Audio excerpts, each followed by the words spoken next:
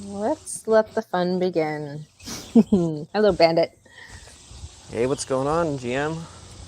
Nothing much. I have some things I want to pick your brain about, actually. Let's do this. Okay. I want to say hi to everybody in the chat though. Hey, JR. Hey, Black V Silver. I'm glad you're here, sir. Hey, Jim. How are you? Dak is here. Angler's here. Good to see you guys. All right. So, mainly what I want to talk about, I think, a little later is because you definitely have some experience in the corporate realm, so to speak.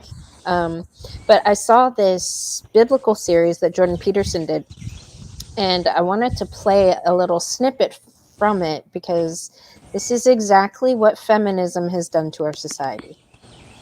And I think it's super important to point this out because I see it fucking everywhere, like especially in the workplace. Okay. So, oh, Johnny Midnight. Hello, Kush. All right, I'm going to pull this up because it's super important.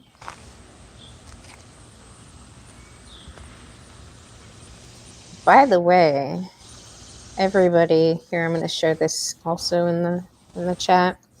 Everybody go watch this. I listened to all 4 of them yesterday. Oh, there's 4 of them.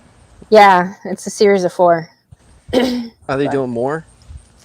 You think? I don't know. It's on Exodus, and I don't think they finished it, the whole book, but there's a lot of, man. And you know what I was thinking during this whole thing? I was like, see, what they were doing is what Christians I've heard talk about Christianity being.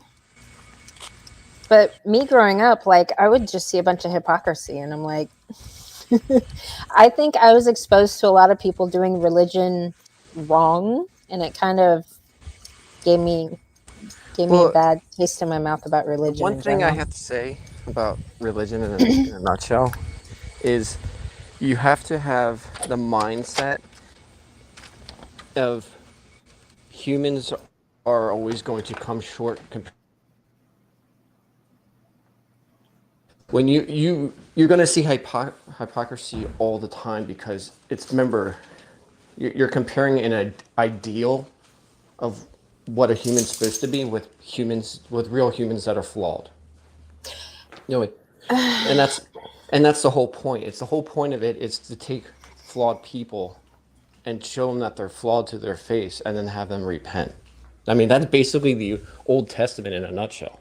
Yeah. It's it's it's humans got avarice, or they want, like the Tower of Babel is a prime example. They got avarice and then they had to destroy Sodom and Gomorrah, or the Noah's flood, Mm-hmm. and they got to reap what they sow, and then basically find one or a few people that are, humble and God fearing, and then keep them and destroy the rest, and then they have to rebuild. It's Yeah. basically it's the human condition. Right. That's kind of what I got out of it. But the hypocrisy that I saw growing up was more like, do as I say, not as I do. Like, I'm going to blatantly tell you to do something else, but I'm going to do what I'm telling you not to do. Like, I'm not a fan Yeah. of that. Well, the thing is, Bible goes through with that a lot. And the thing is, there are times when you're supposed to do what you're told, and then you're rewarded. Like Mm, when when they're going to sacrifice his son, and he was kind of trying to prove his loyalty to God, but he told him don't sacrifice. Okay, and there's other times when basically the people that were hypocritical end up getting destroyed in the end. Like look at Ramses. You know what I mean? Like if right. you're going to sacrifice, Moses, at least you were trying to, and how does it work out in the end? They, Right. God took away his son. I mean, Right. look at the giant irony in that situation. Yeah. And he had multiple opportunities to say no. I'm not going to go to this next level, and he decided to do it anyways. And bam, he got owned because of it. Yeah. Doubling down in the wrong direction. Well, that's what feminists do too, though. I've been learning. They like to double down. These crazy Yeah. bitches. So I mean, the parallels are right there in front of you. I know. Every time when they were talking about the tyrant, in my mind, I'm like, oh yeah, that's the typical feminist. Yeah, they're literally describing what feminists are doing to our society right now. Well, what is a tyrant? I mean, let's start with Hmm. baseline. A tyrant Yeah. is someone that takes power when they shouldn't have power, and Yes. because they're weak, they have to overplay their hand Mm-hmm. to maintain power. Because a Mm-hmm. strong leader does not have to show his power. Like, I Right. would argue a good leader should advocate his power and to just showing the example of who to live by. Yeah. I'm the paragon of fairness and truth is what you should be as a good leader. Now, people let their ego get in the way, and then it's bad news bears for everybody. Yeah. Well, I would argue that all feminists are tyrannical. Well, they have to be because Yeah. what is a if you're not physically strong, how do Mm-hmm. you how do you maintain power? You have to manipulate. Yeah. You have to manipulate, and you have to pit people against each other because Mm-hmm. in an atmosphere where you're weaker than someone else, how else can you control someone that's weaker? You have to outthink them. It's Mm-hmm. basic. It's the same paradigm as like the nerd scenario, like the nerd that gets thrown in the lockers all the time, and then when they own their own business, and that same jock from high school tries to join their business, they basically ridicule them because they're getting Right. their revenge. Right. So it's the same crap. Like Yeah. if I came up to you and was domineering and not allowing you to talk and got beneath you in a sense of like I was pissing you off and everything, Mm-hmm. you would get back at me just out of because I mean that's human nature. Like if I was Right. pissing you off and not allowing you to take it, and say you know what your opinions are bullshit. Yeah. What are you gonna say to me? Like Yeah. you're weak. I'm a man. Listen to me. Like you're gonna be Yeah. like fuck this dude. I mean like it's literally that simple. You're gonna be like oh this guy has no idea what's coming to him. I'm gonna wrap him around my finger and See, basically throw him to the wall. Then that's the same premise. It's I don't just have, I scorn don't women that have, want revenge. yeah, yeah, but I don't have that experience with men. I have that experience with crazy bitches. And it's because you're dealing with someone that they were told their whole life that you're not stronger than a man. The only way to compete with a man is to manipulate them. Yeah. That's what they're told their whole entire lives. I mean, think about it. If you're a true feminist, Mm-hmm. you're told that men ain't shit. Men are stronger than me. I have to outplay men. I got to work twice as hard as a man, and the only way I can get ahead in life is to manipulate men. That's what they're told their whole entire lives, Yeah. and they're reinforced by society to do that. Like no one goes to a woman that outplays a man, or gets simps to do it. They say that what is that woman told? Slay queen slay is what society tells that woman. Right. As a man, if I pulled that shit, I'd be like, man, you are some manipulating beta shit. You should have just been truthful about it. Like, Yeah. there is no male comparison to it. Yeah. If you're rewarded for bad behavior, of course you're going to be doing bad behavior. Yeah. Humans are animals. Like, I don't Yep. understand the concept. Like, we work the same way in how you would train a dog. We Yep. more positive. You reward Reinforcement. us for behavior positively. We're going to do Mm-hmm. that same behavior. Now, if that behavior is negative, Mm-hmm. it's reinforcing a negative. Yeah. Like I don't understand where people think, oh, we're so much better than animals. We're not. No, We're like we're I not. don't. We're not. We have systems designed by our little pea brains to make us think that we're better the than nature, but we still have to follow with the same laws of nature. Yeah. Like, I mean, that's the whole purpose of the whole reptile brain. Like fight or flight and all that other stuff. We're still animals. Yeah. We are. By the way, Billy's here. Hey, Billy. Rusty. Hey, Billy. Good to Hey, see Rusty. you. Primo. Hey. JR. I know. Everybody's turning out today. Johnny Midnight. I expect some fantastic towers later, Johnny. What, is your son going to show up? Manletopia, I don't know. He might. Right? All right. Let me play this because actually this little bit pretty much sums up what's wrong with society today. Okay. And I'll mute myself so I don't say anything. okay. Here, a very obvious point. All the heroes are women.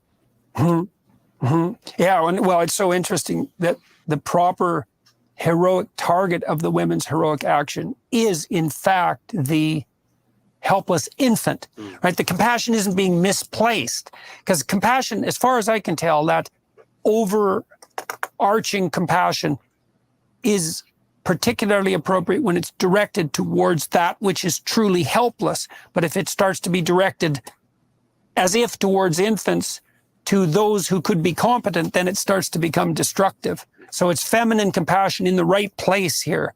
And so even if it's the Pharaoh's daughter. The maternal virtues. Yes, true maternal virtues, right? Which is the care of the truly helpless and well, perhaps the truly oppressed. The care of the truly helpless and the truly oppressed. Uh-oh, Bandit. How'd you drop off? Did you hear that? No, I'm like, what is going on? And it's like lost internet connection. I'm like, son of a bitch. Oh, you didn't hear it. Okay, I'm gonna play it again because Sorry. it's okay. It's Got a okay. little technology. Here, a very obvious point. All the heroes are women. Yeah, and well, it's so interesting that the proper heroic target of the women's heroic action is, in fact, the helpless infant, right? The compassion isn't being misplaced because compassion, as far as I can tell, that overarching compassion is particularly appropriate when it's directed towards that which is truly helpless. But if it starts to be directed as if towards infants, to those who could be competent, then it starts to become destructive. So it's feminine compassion in the right place here. And so even if it's the Pharaoh's daughter. The maternal virtues. Yes, true maternal virtues, right? Which is the care of the truly helpless and well, perhaps the truly oppressed. So the care of the truly helpless and truly oppressed. See, that is the biggest thing that I have learned during my corporate social experiment is watching and like my initial thing is why do you have these crazy feminist bitches in positions of authority? They literally baby their employees and that shit is destructive. I can tell you the reason why. I saw it as misplaced mommy energy. I'm like yes, for one, that's it's exactly what it is. misplaced on the wrong person, but at the same time, like if you were to treat your child like that too, like that would also be destructive because you're literally having compassion for shit that they can actually do themselves, and that is more destructive. And this is what I would argue. Okay, I'm just taking this on the flip side. Yeah. Think of this as a giant hole in your soul, okay, as a woman, okay? So you don't have any kids. You have this innate, deep down desire to have this notion of I need to be compassionate, I need to have a cause, and I need to have I need to have someone I can be compassionate with, okay? Like I said, remember, guys, the guy equivalent is a legacy. The girl equivalent is we'll just say we'll call it mommy energy. All right. Yes, mommy energy. Okay. So if you have this gaping hole in your life where you don't have it, you're going to, it's like being addicted to heroin. Like you're going to have to take that fix on something else. Otherwise you're going to go insane because you're going to have that existential moment going, I don't have any kids. But I have a deep down desire, and I don't understand this deep down desire, but I have this deep down desire to be compassionate and to have a cause and to raise kids. So what do? Oh, I don't have any kids, but man, I'm influence of power. So if I have power and that's like power like I'm controlling my kids. Oh, all these people are my kids now, and now I have to rule them like an iron fist because I'm not getting rid of this mommy energy. All right. I mean, literally not having kids on a societal level. Some people don't have that influence, don't have that, Right. that hole in their soul to fill. Okay. But most people do. And if a society as a whole is not having kids and you're not using this mommy energy where it's supposed to be designed, it becomes toxic. Just like Well, just like a man that also, doesn't have a legacy to or doesn't have a path. This is the male equivalent. If a male doesn't have a path or reason to live for, what does a man do? He commits suicide. right. So that's where it's the same side of the same freaking coin. If you don't fulfill this biological need, Yeah. be a mother, especially when you're in menopause, it's even worse. I found that you don't have this mommy energy and you're in menopause. Oh my God, it's even worse. Like Yeah. most of the corporate problems are people in their late 40s and 50s. Those are the worst for You know what HR. though? You know what though? It's not just the women that don't have children. It's women who have children that are at work, so they're away from their children. They're not even raising their own children. Like, so that mommy energy is displaced on into the workplace. Like Exactly. this recently got fired at this corporate job I was at. Yeah. She had a young infant, so she went And back to that's work after like what is that, maternity leave or whatever. yes. And Yeah. the thing is, it's the same reason why moms have that that have postpartum depression with when having kids. Like their hormones are all sorts of messed up. And remember, everybody's slave to their emotions. So if you're not getting a healthy, release of that mommy energy, that we'll call Mm. it, Yeah. it's going to be bad news bears. There's no way you're going to do something stupid, and then you're basically going to go down a destructive path, and that's what's going Yeah. on right now. Yeah. That's Oh, that's my Bob. take to it. Like the Bible is literally saying, like this is a good way of using mommy energy, and this is a bad way, and we should understand what the bad way of looking at this energy is because it's Mm. destructive. It is. It I is. mean, that's what they're saying right now. Well, and I would argue that the feminist agenda is fucking ruining motherhood. I mean, they're trying to convince these women that they need to be doing all of these things. It's a But death cult. I know it's a death cult. We completely agree on that, Bandit. It's a And fucking death cult. but think about what is the movement doing? The Hmm. movement is literally taking the most prized thing a woman can do, in my opinion, Yeah. and basically flipping it and just using that misplaced energy as a Yeah. weapon. So they're Yeah. taking a biological tool and turning it into a weapon. So I don't know anything else that would be the definition of evil more than that. Taking something that is wholesome and flipping it on its backside to make it a tool of enslavement. I mean, that's literally what they're doing, and it's a death cult because eventually people are going to use it for their own destruction because that's Yeah. what it leads to. Yeah. It's just like the male equivalent would be. It's like imagine being told as a man, like, okay, it's okay to hit a woman. I mean, I'm using an extreme example, but could you imagine if I was told my whole life, hey, it's okay to hit a woman? She acts out, Mm. you could backhand her, and then Right. I act on that. Guess what? My ass is going to jail. You know what I mean? Like Right. that's the same premise here. It's the exact Yeah. same premise. Meanwhile, women are told it's okay to fucking financially, emotionally, and mentally rape men on a daily basis. That's Like, because society is giving them the a la carte blanc message to say you can get away with it. It's literally saying, that is the definition of queen slay queen. That's literally what they're saying right now. They're saying right. society is saying, I'm giving you the okay, wink, wink, you know, backhanded, handy shake, fingers crossed. Hey, guess what? If you act this way, I'm not going to demonize you. Guess what? I'm going to actually promote you. And then we wonder why there's such bad women behavior. Like it's not. Yeah. This isn't complicated. This is just Right. society taking any when it should be an L in men actually shaming. And this is what this is the core of the problem. The core of the problem is feminism found a way to take away the biggest tool to control women, and that is shame. You take Right. shame away. This is what happens in the absence of shame.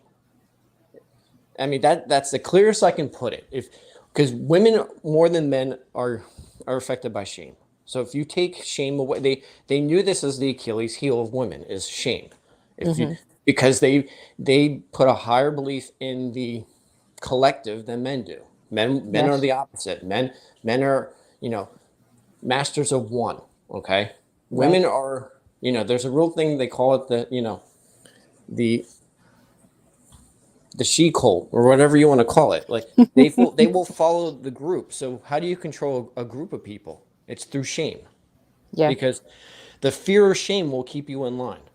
That's what it comes down to. So if you take shame away, like there's no, I mean, it's literally like a cancer that just metastasizes and then eventually kills the host. Yeah. That's really what we're watching as a society right now. You can't Yeah. control women. The the the meds and the chemo treatment would be shame. To keep people from destroying themselves, like literally, Well, Harry carrying themselves society wise would be shame. see, You look but at I any. see, I'm Bandit, saying you look at. Okay, go ahead. I see these feminists as the ones that are controlling women. Like, perfect example. Say some crazy bitch in an HR department has a Hmm. conversation with an employee because, somebody told their work mommy that something this employee said made them feel uncomfortable. So they have a Okay. conversation. And say this woman during this conversation told them all the things that were true, right? Hmm. Meanwhile, this crazy HR bitch is literally getting triggered and defensive because she doesn't want to. She is worried about her lie and her agenda being blown apart or whatever. Okay. She fires this woman. Well, Meanwhile, she's controlling the other women and being their work mommy so she could be there for their feelings. That's how she's controlling these women.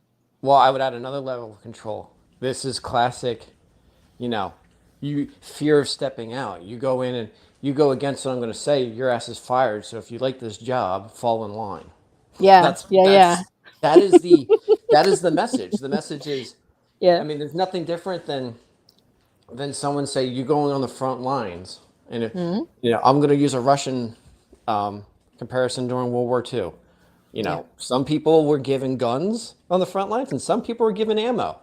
And Mm. there is a third guy that was given guns and ammo, and he was behind you. So if you turned around, you got shot. So you Right. had to hope that the guy that had the gun would die, so you could pick up his gun and use the ammo. Okay, I mean Yeah. that's what's happening here. They're literally saying if you don't step in line, your ass is Mm-hmm. gone. That's Yeah. exactly what they're saying, and they're Yeah. using fear to keep the rest of the people in line. Yes, the fear. Like, and that's what I found during this Well, experiment that has been strange. this Like is super strange.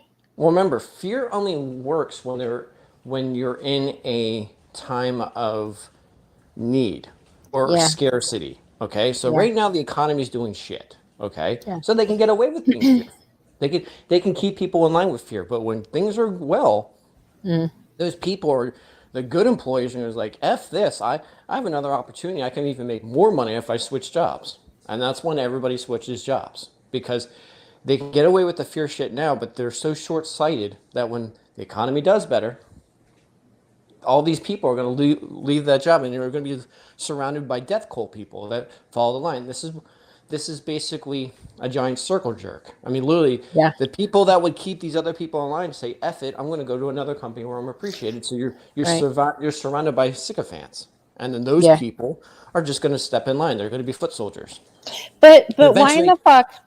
and Why eventually, it's are going the to destroy the men? company. But the way I see this is it's part of the feminist agenda. They get into these companies that men built. They're destroying the patriarchy. They're literally destroying these businesses from the fucking inside out. Why do the men allow them to do it? Because men were giving, you want the honest corporate approach, the reason why? It's Yes. because men had to have and this all comes down to ESG score and all this other bullshit. It becomes a point where you have to put these women in power, okay? And they're not as good as men, okay? Right. So where do I put women where they're the least destructive? Okay, I can't put them in the production, because if I put them in production, that's where they're going to cost me money. Like, I can't put them on the front lines. I can't put it, if I'm a sales company, I can't make them salespeople, because they're going to destroy my business. Okay, and then and you also have to understand what jobs are the most fireable. Okay, and the most jobs that are fireable when you make a mistake, there's two departments: marketing, because marketing you can fire and it won't destroy your core business, and HR. So where do they put the women? Marketing and HR. Why do you think all the advertisements are all tailored to women? Because women run HR. They run HR and marketing departments. But HR has the power to say somebody can't work at a place anymore. I Like understand that. that, but you have to understand how corporate looks at you. They're giving a shitty situation, and they're doing the best they can on that shitty situation. Like, I can't put, if I have to hire X number of women, or transgenders, or people in corporate power, where do I put these people where they do the least amount of damage? That's what that is the question that you have to understand. Janitorial would do the least amount of damage. You can't give them janitorial, Why? because daddy government has made that where you can't give them janitorial. You have to give them positions of power. That's part of Oh, ESG. You have to give them okay. you have to give them VP roles. So I can't put the woman in charge of, like, my core business, because they're going to destroy it. So what are my options? Marketing, because if a marketing prime example, look at the Budweiser thing. They fired that person from HR. I'm not HR. They fired the person from marketing because of the shitty marketing campaign with Dylan Mulvaney. That was the reason why they throw these people, because it's the only way you can get rid of these people. You know the philosophy of, you hire somebody to the point where they can't handle their promotion, even though they can't, to get rid of them. Like, they can't handle the responsibility, so you promote them so they can get themselves fired. That's what we're doing here. This is exactly Mm, what we're doing. Because the government, which we'll call feminist daddy government, has made a shitty situation, and they basically hand tied these businesses. Now, I'm not trying to sound like, woe is business. Like, businesses deserve this too. They kind of asked for this crap too. yeah. But when you have companies like Vanguard and other companies that the only way you're going to get investment in your business is to have an ESG score, and an ESG score means I have to have X number of women on my board, X number of people have to be in VP positions of power. Like, if I need money, what are my options here? So they have Yeah. to do something. It's one of those, you're lying with the devil. What do I do? I have to I have to sign my soul to the devil, but what can I do to make this shitty situation the best I can possibly do? And that's what we're doing with. Now, Mm, it also puts the only savior a business really has is its own customers, because the customers will guide what the business is going to do, because they need to make profit. So right?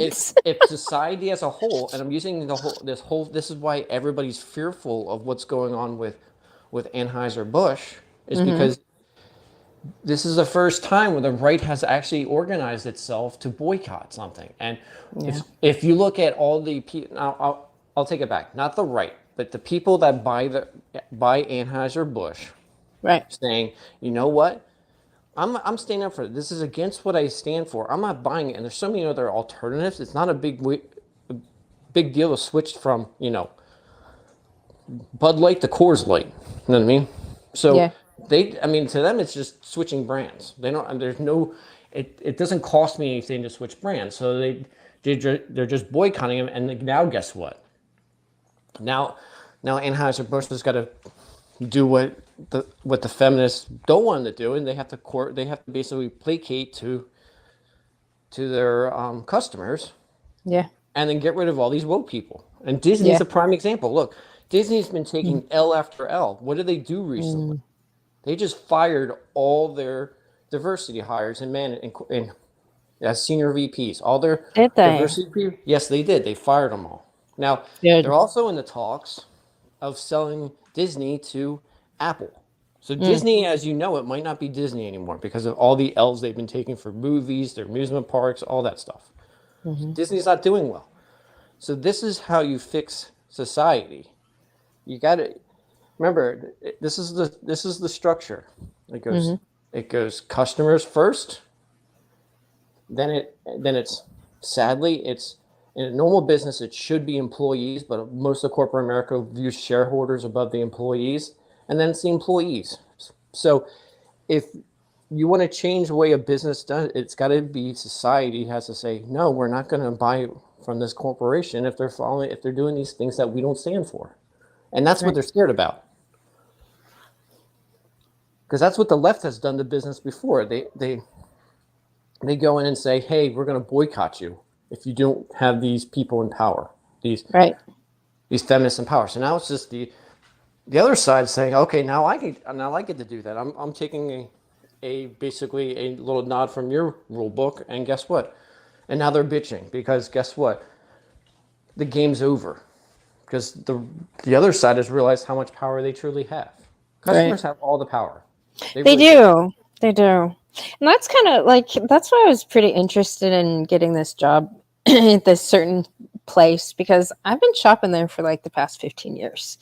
Like during the construction of my pond and stuff that I've been doing with my house and stuff, probably in the past 5 years, I've spent probably about a good 50 grand at that store. Like, Damn. that is no small number. And plus I have No. tons of clients that, own businesses, and I mean, that's kind of, well, it was one of their kind of go-to. There's a lot of people that aren't happy with what's been going on, especially in the past 5 years at this specific location. So I thought I'd, get in there and see what the hell's going on. Exactly. Because I had a theory about what was exactly going on, and being there confirmed my theory. So what what kind of advice would you give somebody that got we'll just call it fired for probably just speaking the truth and triggering one of these crazy bitches? First step, I would have to look at how I was fired, not Mm-hmm. not what was said, Right. what was physically the reason why I got fired. So first thing I would do is What I would what if request they it in weren't writing. told why exactly?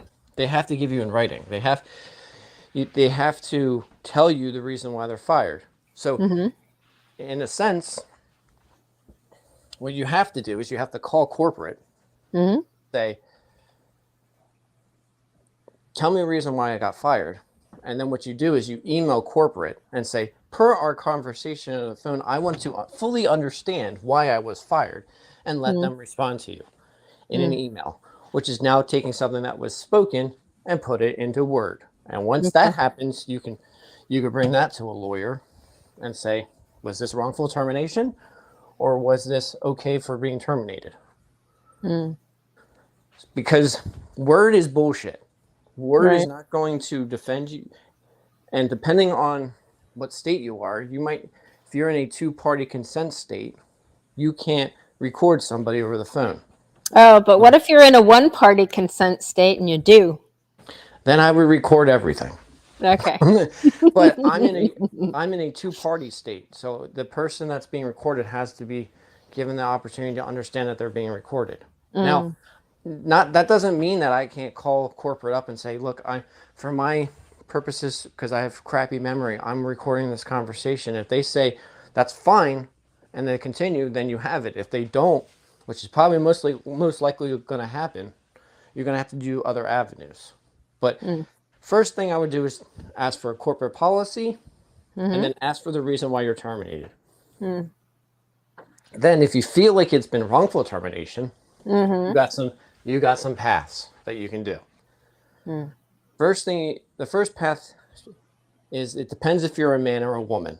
Because Right. what I'm going to say right here, I know it's not fair for men, but women have an edge in this department. So if you're a woman, you can do the whole going to the press and literally taking their name and throwing it through the mud. Because Mm. you play the whole dainty, oh, I'm sorry. I didn't know I was going against this policy. This is bullshit. 1 second. Mm-hmm.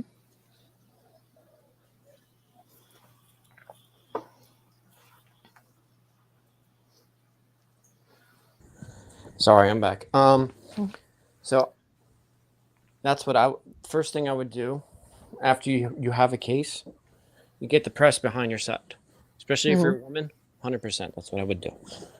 Second thing, every business has to have some kind of auditing or licensing through Better Business Bureau, some kind of corporate compliance that for the government. Okay, so like, otherwise, how would they implement their rules on corporations? They have to do it through an agency. So I would contact your attorney general Mm. or Better Business Bureau for. You know what? You know what's crazy? Our governor, even our attorney general, has been very strictly against these diversity, inclusion, equity policies. And I did bring up during the conversation whether this company or not plans on getting rid of them now that, they're banning them in Texas. And she's like, oh, no, no, no. But we plan on growing diversity, actually. And that's where you have these cases up. Right. So you would contact them and say, hey, if this is wrongful termination, because they're going to go and say, yeah, that's wrongful termination, and guess what? We have your side. We're going to back you up. So then Right. you have you have basically three prongs of attack. You have your personal lawyer, you have the government's lawyer because it's a federal case because it's wrongful termination, not a state case. I'm sorry, it's a state case against wrongful termination, and then you have the publicity on top of it, and then you just throw this corporation under the. You basically go, but you got to make sure if it's a legit reason, and if it is wrongful termination, they say, hey, we made a mistake, and we'll compensate you. You really don't have a case. But if they go, I like to say full retard, then throw the book at them. That's what I would do. And then what you do is, especially if they have a license in that city, you probably could contact your city's Better Business Bureau too. On top of it, Well, I don't want to get them shut down. I just want to get not them getting shut fired. down. You are defending yourself because the thing is, you're dealing with a business that has, quote unquote, they have infinite resources. They're going to basically say that you're a shitty person. They're going to attack your character. They're going to throw your name down. They're going to muck your name up to the nth degree because it's the only way they're going to save face. So they're going to destroy your character. They're going to do all this stuff. So if you don't have any sorts of backing, they're going to throw your name under the rug, and then you're going to. What they could do is they can say, "Hey, this is a crappy employee," and then your name's ruined through the industry, and you're not going to find another job because you're a higher risk. So this is what. So out of self-preservation, you have to do this. This isn't like they basically made their choice. You're just under that shitty situation. You're doing the best you can just to survive. But I would argue that they didn't make that choice, that a crazy feminist HR bitch made a bad choice. Yes, but that business is going to defend their own HR, because the thing is, if I'm a business owner, who do I care about more, HR or do I care about one employee? Especially an employee that's in the trenches. You're not a senior VP. You're in the trenches. They're not going to give a shit about you. I mean, I don't mean that in any disrespect, but Yeah. they do a giant cost benefit, and they're going to just say, it's probably just easier just to pay this person off. That's what they're going to say. They're going to say, hey, we're not going to admit anything. We're just going to give you X number of dollars, and we're going to make sure that this thing goes away. That's what's most likely going to happen if they screw up. And then you have the choice of taking it to court or settling. And that's a decision you have to make. But you need to have an avenue of attack because they're going to take your name and muddy your name. And guess what? Your next job is going to be very, very hard to get if you don't do this. Because they're gonna character assassinate you. That's the goal. Good luck. Hey, I'm being honest. Yeah. You can ask Yeah, yeah. anybody in the chat. Yeah. I guarantee you that they're going to come to the same conclusion I am.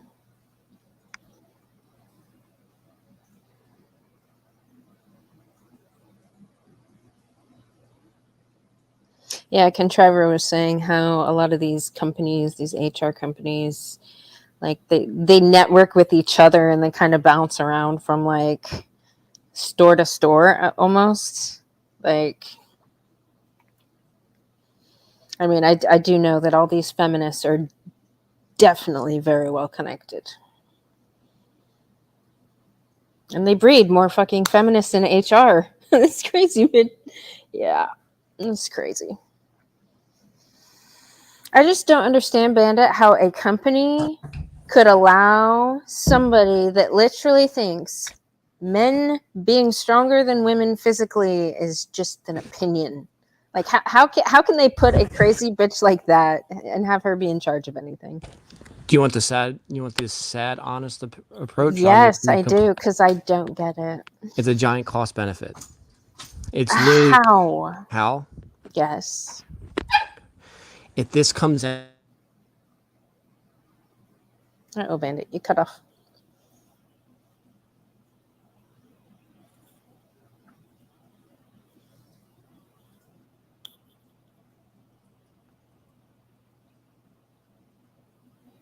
I think Bandit's having technology problems again. oh, sorry. Do you hear me now? Yep, hear you now. It's giant cost benefit. They go, okay, if we boycott them, it's going to cost me $1 million. Okay, to pay this person off, it's going to cost me $50,000. So I'm going as a business.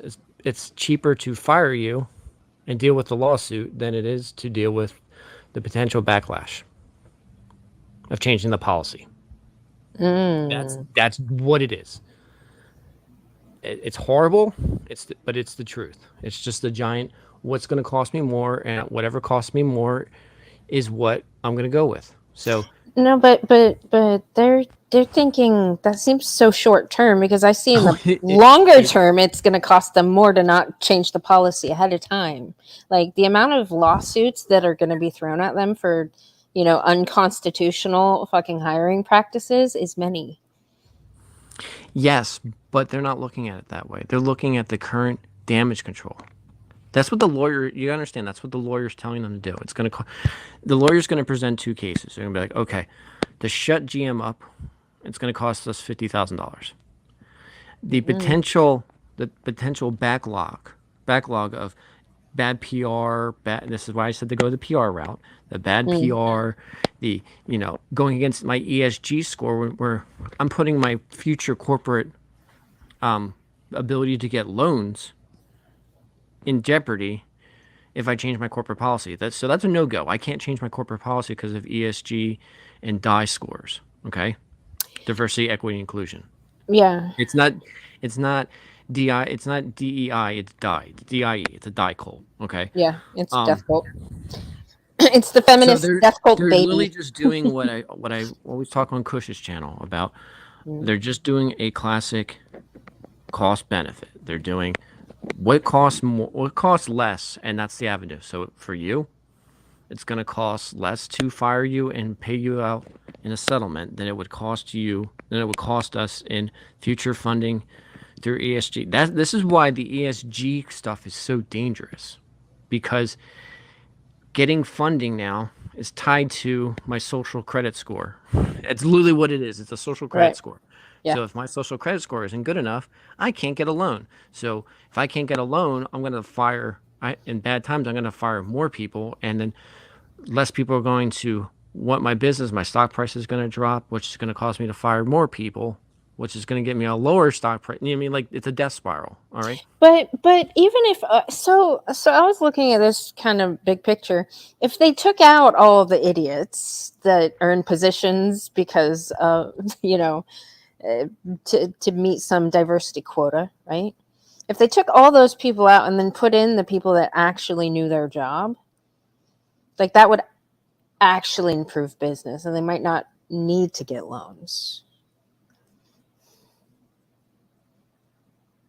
Like if you just do good business, you shouldn't have to rely on a safety But net. that's not how, because remember, if you're a stock company, okay, and your funding is through shares, you have to deal with an ESG score. This is the devil's trade. Remember what I talked about before? You're making a deal with the devil. Now, as a corporation, because in order for companies like BlackRock, State Street, Vanguard, John Hancock, there's a lot of different companies that sell just stocks. You're going to have to follow this ESG policy. So this ESG policy is forcing their hand and saying, if I want current funding or even future funding for projects, I'm going to have to follow these scores. And that's what it comes down to. This is why the only pushback is doing what we taking these companies and treating it like Anheuser-Busch. That's the only way to get rid of this ESG bullshit, is to say it costs more to the business in their customer base, in their future and current profits, than changing policy. Because that's what business cares about. It all cares about their Achilles heel, in a nutshell, any business, is the bottom line. You destroy the bottom line, they're going to do what preserves the bottom line.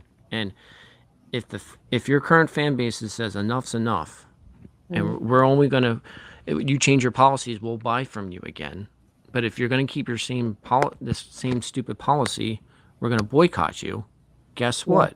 They're going to self-implode like Anheuser-Busch. So the only way to do this is at a societal level. As an individual, you're screwed.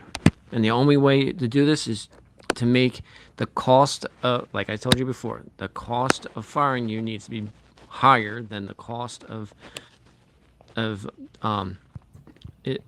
cost of firing you has got to be more than the cost of changing the policy. And understand that feminists are always going to rally and go apeshit when they change these policies. So you basically are going to have to cost them more in PR than it's going to cost them to boycott, than a couple feminists boycotting, which is technically not even their customer base.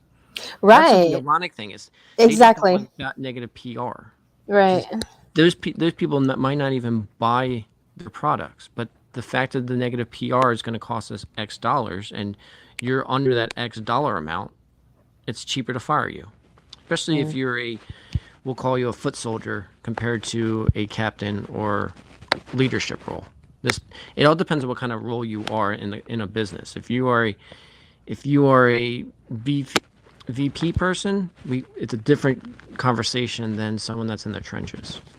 I hate to say it that way, but you're quote unquote expendable, and that's basically what you're shown. And basically, you know this. I'm not telling you anything. Oh you yeah. don't know. Oh yeah. I offered myself up onto the altar of expendability. You know what sucks though?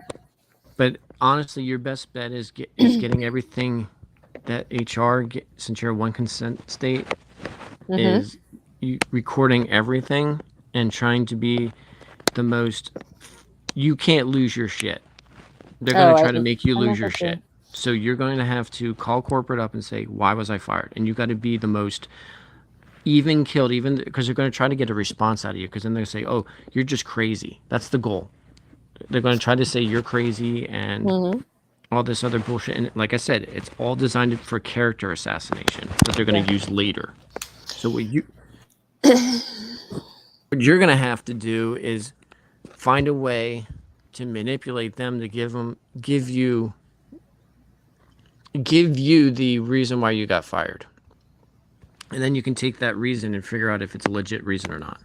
Like, I don't know the corporate policy, but you got to look at No, corporate policy, and you're it going to have to was, look at the reason why you got fired. And if it's not in the corporate policy, that's wrongful termination. And if it's yeah, wrongful termination, you have a lot of ways of getting compensated.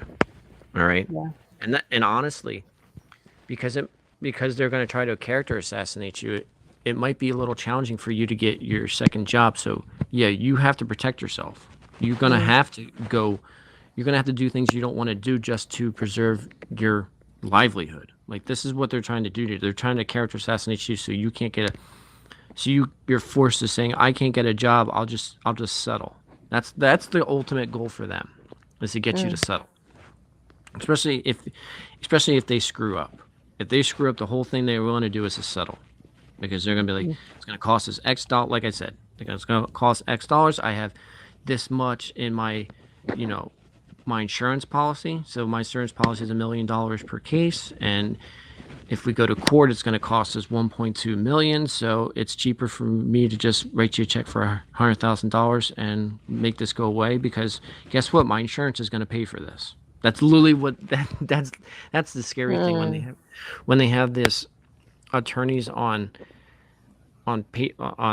retainer, because the attorneys are already paid for, and they have an insurance because most businesses have a risk department, and a risk department is going to say, we're going to get sued, so we should have X number of insurance on it. mm-hmm, So they already have this all paid out. So yeah, for them, it's been like, we have, $1 million coverage. Taking this to court is going to be $1.2 million. So as long as we give you less than $1 million, we're covered, because it's not going to cost us anything, because that's our coverage. So to them, they're just be like, okay, we have $1 million coverage. We'll throw you $100,000, and the left hand wipes the right hand, and we're done, and then they'll mm. move on. That's basically how they view this. Their view's a bit distorted, I would say. It Though. is, but the thing is, they've been sued so many times. That's the corporate policy now, is to have attorneys on retainer at all times, especially big businesses, and just have an insurance policy. We're going to get sued, so how we mitigate that loss? We have an insurance policy, and when we get sued, it pays out X dollars, because we're paying the premium on it every month anyways. So to them, it's just going through the motions. They don't care about this. Like, you're a small fry. Yeah. Yeah.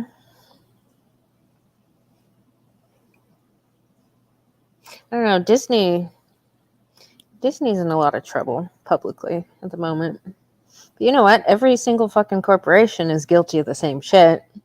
They all employ these radical feminists that make terrible decisions with other people's money.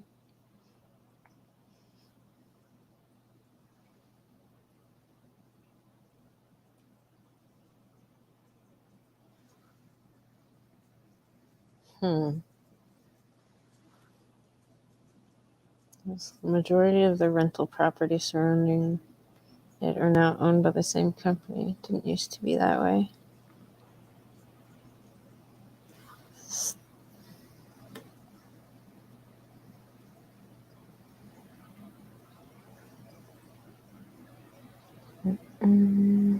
Bandit and his technology issues.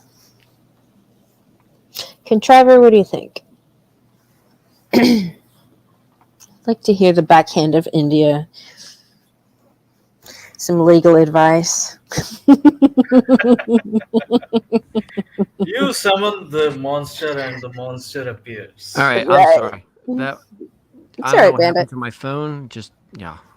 frustrated. Yeah. But yeah, You and your goddamn phone. that's what happens when you don't have a laptop. Nothing has changed Nope, in nothing quite has a changed. while. It's my charm. Everybody knows that it's my charm at this point. I gotta know, have right? Yeah, it's I your gotta have a lucky phone charm. failure at some point. Yeah. So, I have been delving deeper into the aspects of wrongful termination of employees as enunciated every once in a while by law firms. And here is what I have found. Let me just share my screen. All right, share. hold on. Pooping while standing, Carl. Definitely, we should set up a stream to talk about wrongful termination stuff because I think your opinion on this matter is definitely relevant. And while you share that, Contriver, I'm gonna go potty. I'll be right back. Oh, come on, come on, come on. When you are back, we would discuss more, but let me continue for a while. Okay? So here is from Griffiths Law Firm, uh, what is wrongful termination of an employee, or if it is not in mass layoffs or retrenchment that is going on, how do you do it for individual employees or a bunch of employees? So much so that it should not be more than around, there must be a limit somewhere, Bandit, if you would correct me on this one. How many employees could be fired in a set of individuals which would not culminate into mass layoffs?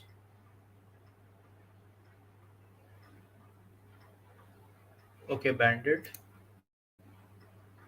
Good old Bandit. Good old Now me. joining Um, through stream. yep.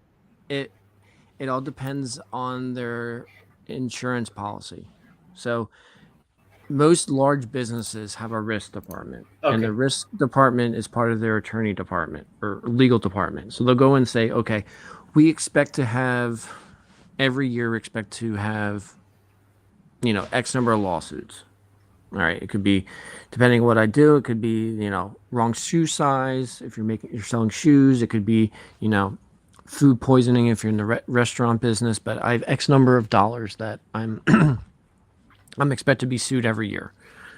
So to cover that, they'll take an insurance policy, say it costs them $10,000 a month, and they'll get $1 million coverage per case, and they're they're paying $10,000, and then this insurance policy will pay that person out. So in a sense, if the insurance premium is not the premium, if the policy is less than what they're suing for, they're just going to pay you out. They're going to settle. And if it's more than that, they'll take you to court if they feel like they can win, or they feel like the PR hit's not going to be as bad. So you just have to understand that policy. So if No, the if everything is about public relations, keeping that aside, Mhm. I'm talking about in legal terms, in legal jargon, how much of employees should not be fired? I mean, is there a limit on the number of employees that could be fired that would not culminate?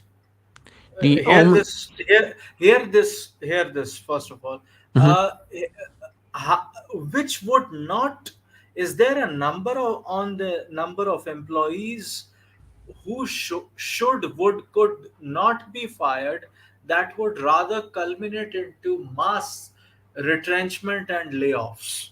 it it depends on your laws. So if In most Texas, most for states are example. they have at will employees. That means you are you're basically at the you work on behalf of the corporation, and if the corporation wants to fire you at any time, they can fire you. The only protection from this is unions.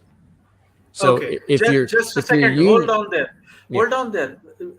Right there, right there. Because I want to go point by point on this one. Hmm. I'm merely, I'm not disputing what you are saying.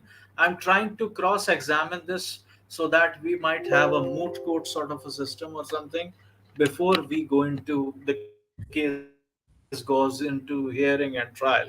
So, Texas is an at will employment state, hands down. Hmm. That is correct.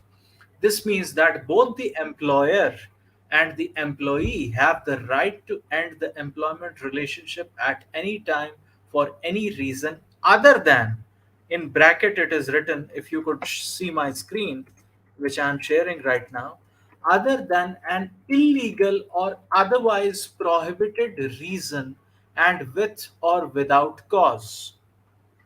So even if that is the case, let us just take an example of, some random employee who has been fired. Just take my example. When I was fired, I wrote my resignation letter, but before that, I was given a show cause notice, and it would had culminated into a much, tedious sort of a legal problem for me. So that is why I had to submit my resignation letter. But I'm saying that, could an employee be fired by the any organization or a bank or anything? In my case, I used to work in the banking sector as well. Could an employee be fired without giving them a show cause notice on a designated letter pad or a notepad, or via, even in digital world, by an email, as a show cause notice, and tell the said employee to elucidate further, and give explanations in that regard? It depends on what the thing is. If you did, like for example, if I did something insanely illegal and the cops came to my business and put me in handcuffs and walked my ass out, they don't need to No, email me that if it is just if no, it I'm just is just a civil no, problem, not a criminal one. no, I'm just saying I'm answering your question. Um, they don't need to give me formal notice that I don't have termination. They just say you're fired, you're done. I don't have to have legal notice. Okay. However, if there are certain protections, like you have the Civil Rights Act of 1965, which you can't get discriminated against skin color, race, age, disability. So if you get fired for those reasons, that's definitely wrongful termination. It doesn't matter what corporate policy they have. If they fire you because, you're older or lay you off just because you're an older employee, Okay, then it's hard to prove. But yeah, there are certain things for wrongful termination. However, okay, you yeah. have to prove you were fired because of your age. You have to prove that you're fired because of a disability. You have to prove that you're fired because of your pregnancy. So you have to have like Ah, you have to that's so the thing is you have to prove these things. Like I can't just yes, say I was fired because I'm pregnant, even though I okay, okay. identify as a woman and I'm You pregnant. have to I prove mean like that. Yeah, like yes, yeah. I totally understand. So let us go point by point, because we have to build a case ourselves. What is wrongful termination?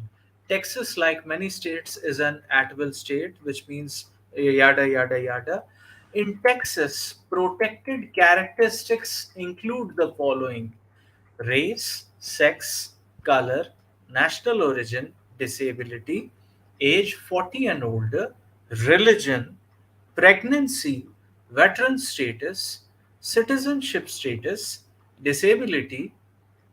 I mean, why there are two times written disability? Once is also okay. Anyways, and genetic information. In addition to offering special protections for members of these protected classes, Texas wrongful termination law also makes it illegal for an employer to fire an employee for refusing to commit a crime, or for Mm. reporting business fraud, Uh-huh. unsafe working conditions, Mm-hmm. wage and hour violations, Mm-hmm. unlawful behavior, employee discrimination, Mm. or sexual harassment.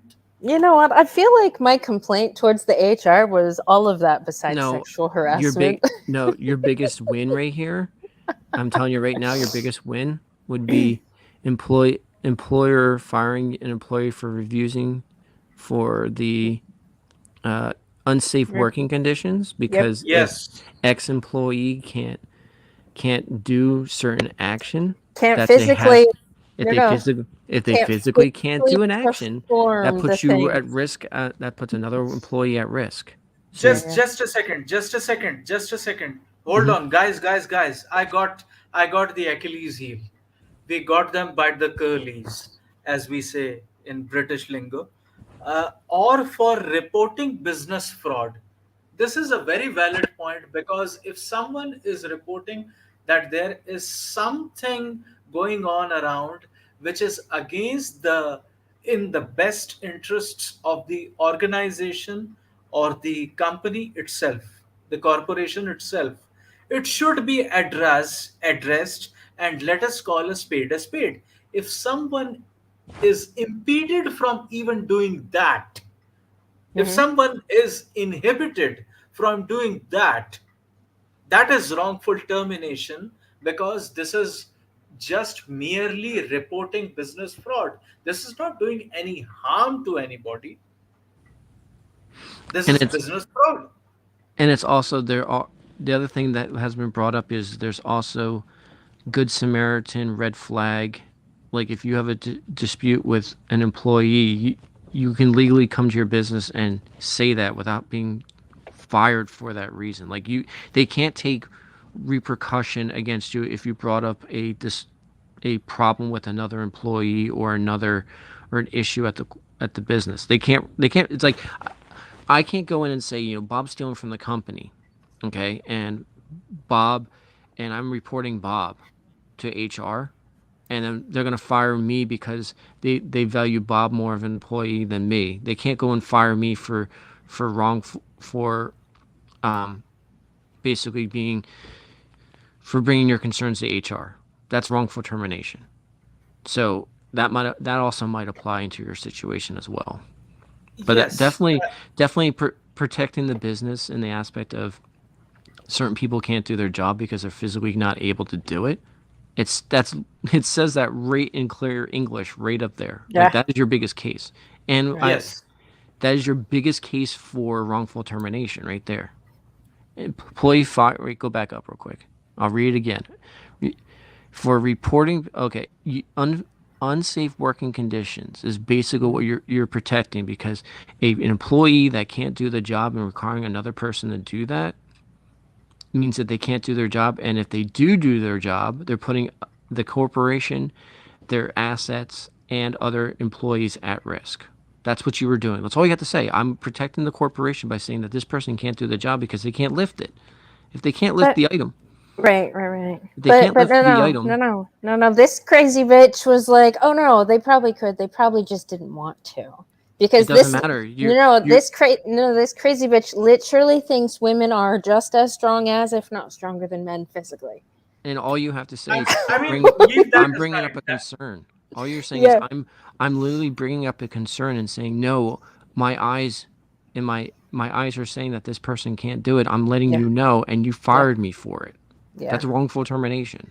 it literally, Wrongful. it's clear as English. Yes, I know. it is for reporting business fraud, the first point, because this is what is happening. This is what is hindering our own capabilities as a business enterprise, and we are just trying to report something to the middle level management. They should have taken cognizance of it.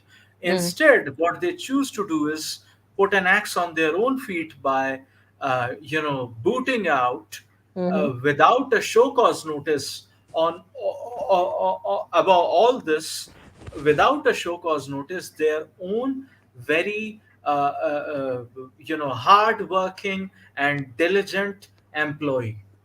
And that comes under unsafe working conditions, that comes under unlawful behavior, which is written over here, if you could Mm, see this, and it comes under employee discrimination, apart from something like wage and hour violations and sexual harassment.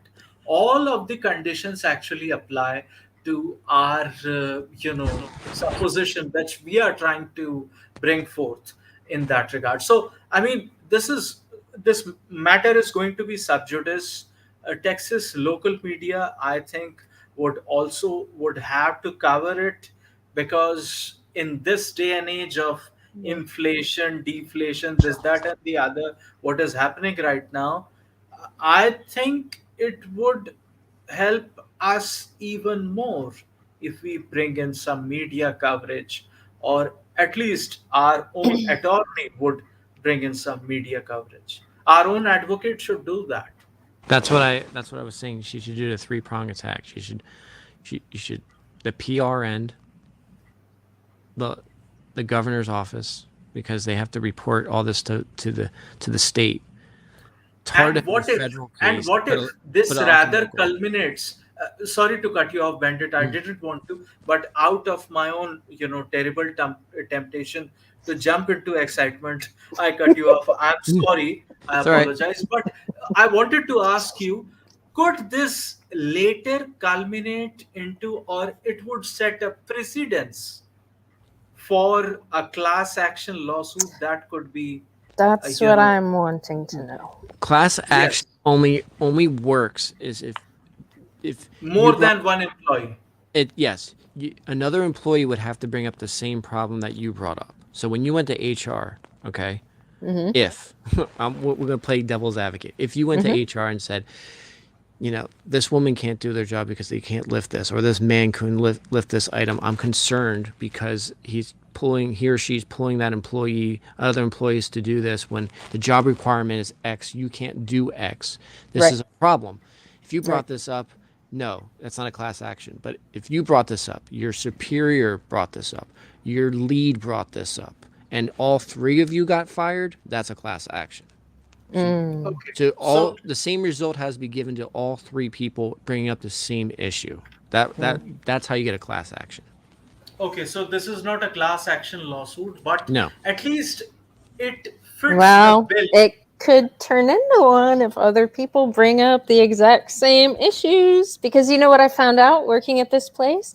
The men don't fucking say a damn thing because they don't want to be fired. Look, And I if they would be do very, say the things, they would be fired. look, I would be, let us keep that aside. Hmm. Where am I? yeah, I am in class the actions are hard to stop prove, screen.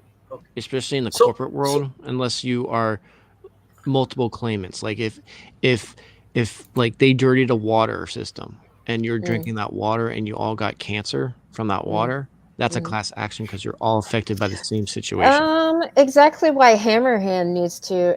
I think he posted something not too long ago about contemplating suing YouTube. I mean, like for censorship, because that would actually turn into a major fucking class action lawsuit. Because It all depends on there's a tons of the reason. guys get their channels canceled for the same damn thing. There's a reason why YouTube's terms of service is like 700 pages. Like you'd have to go line by line and read the whole policy and say, because if they have a line that says we reserve the right to not support any channel based off of speech that we feel is not in our best corporate interest, if they have a line like that, you really don't have a leg to stand on. I mean, we could fight a legal battle against them for discrimination because ultimately it is on the discretion of the state and the federal courts or the Supreme Court or high courts, whatever, to decide what is in it for favor of an employee because ultimately even Google is a business entity. It is not a non-profit making organization or some sort of an NGO, non-government organization Hmm. like all these, stateside, Vanguard, BlackRock, Strive, whatever.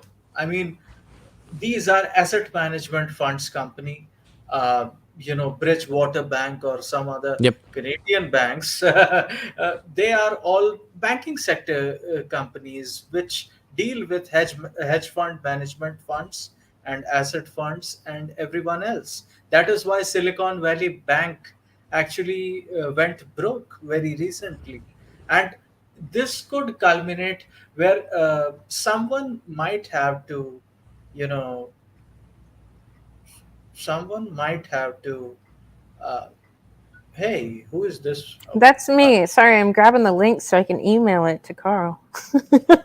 But what culminates here is you have to understand right now, once you go down this path, like understand there's going to be no more contact with that. Once you say the word I'm going to sue you, the conversation ends. They're I not going to say know. another word. So you have to get as much information from them before you say anything about a lawsuit. You have to Exactly. come back. You have to come back to them and play the innocent woman card. You need to go. I don't know why I was fired. Like, I need to I I understand le- why. I Eh, legitimately don't know. Oh, I know, but I'm Like saying it makes this is the zero act. fucking sense to me. This is the tact you have to take because you can't. Once you say I'm suing you, the conversation ends. You're not going to get the corporate policy. You're not going to get the reason why. All that stuff's going to be under because you said I'm going to sue you. So as much as you want to say that, you need to bite your tongue. Yeah, I don't want to say that. I really don't want to sue I them. know, but I'm just I letting you want know. them just to, stop breaking the law by, using unconstitutional corporate policies and practices. So, in a sense, what you're gonna have to, like I said before, you're gonna have to and understand anything verbally given to you is bullshit. All right, they could promise you the world, but if they say it to you, it means absolutely nothing because it's not a They contract. You have don't to have it give in it to writing. you in writing. You need to get it in writing. So, what I recommend is finding a contact at HR, literally having the discussion talked about, and then you personally email them and say, per our conversation over the firm, I want to confirm some things with you. I want to confirm the reason why I'm fired, the corporate policy that shows the reason why I'm fired, and everything you possibly would need. But you have to get it in writing. So the most legal way of saying it to is just say, per our conversation on the firm, I want to confirm X, Y, and Z, and then Mm. state all the things that you want to get in writing. Because and then what and what happens is if they don't give you that stuff, it's a double-edged sword for them. They might say, "Oh, we fired her wrongly, and we're not going to give her that information."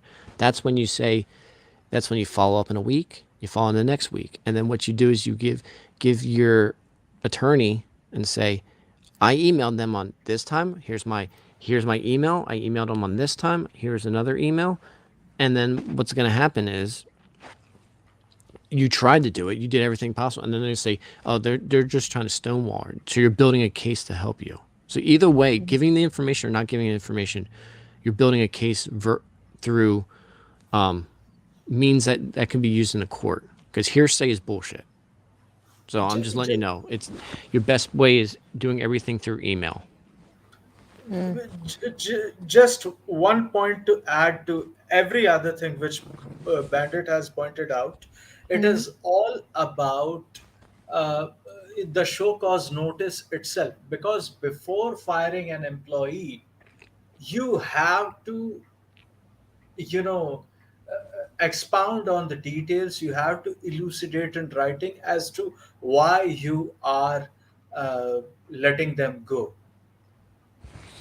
Yeah, because most corporations they give you the three strikes you're out. They do the, Right. they do verbal, written, and then fired because that Mhm. gives them a case. If it comes to court, No, they no, can no, say no, no, we give them no. multiple opportunity. Yeah, yeah. Just a second.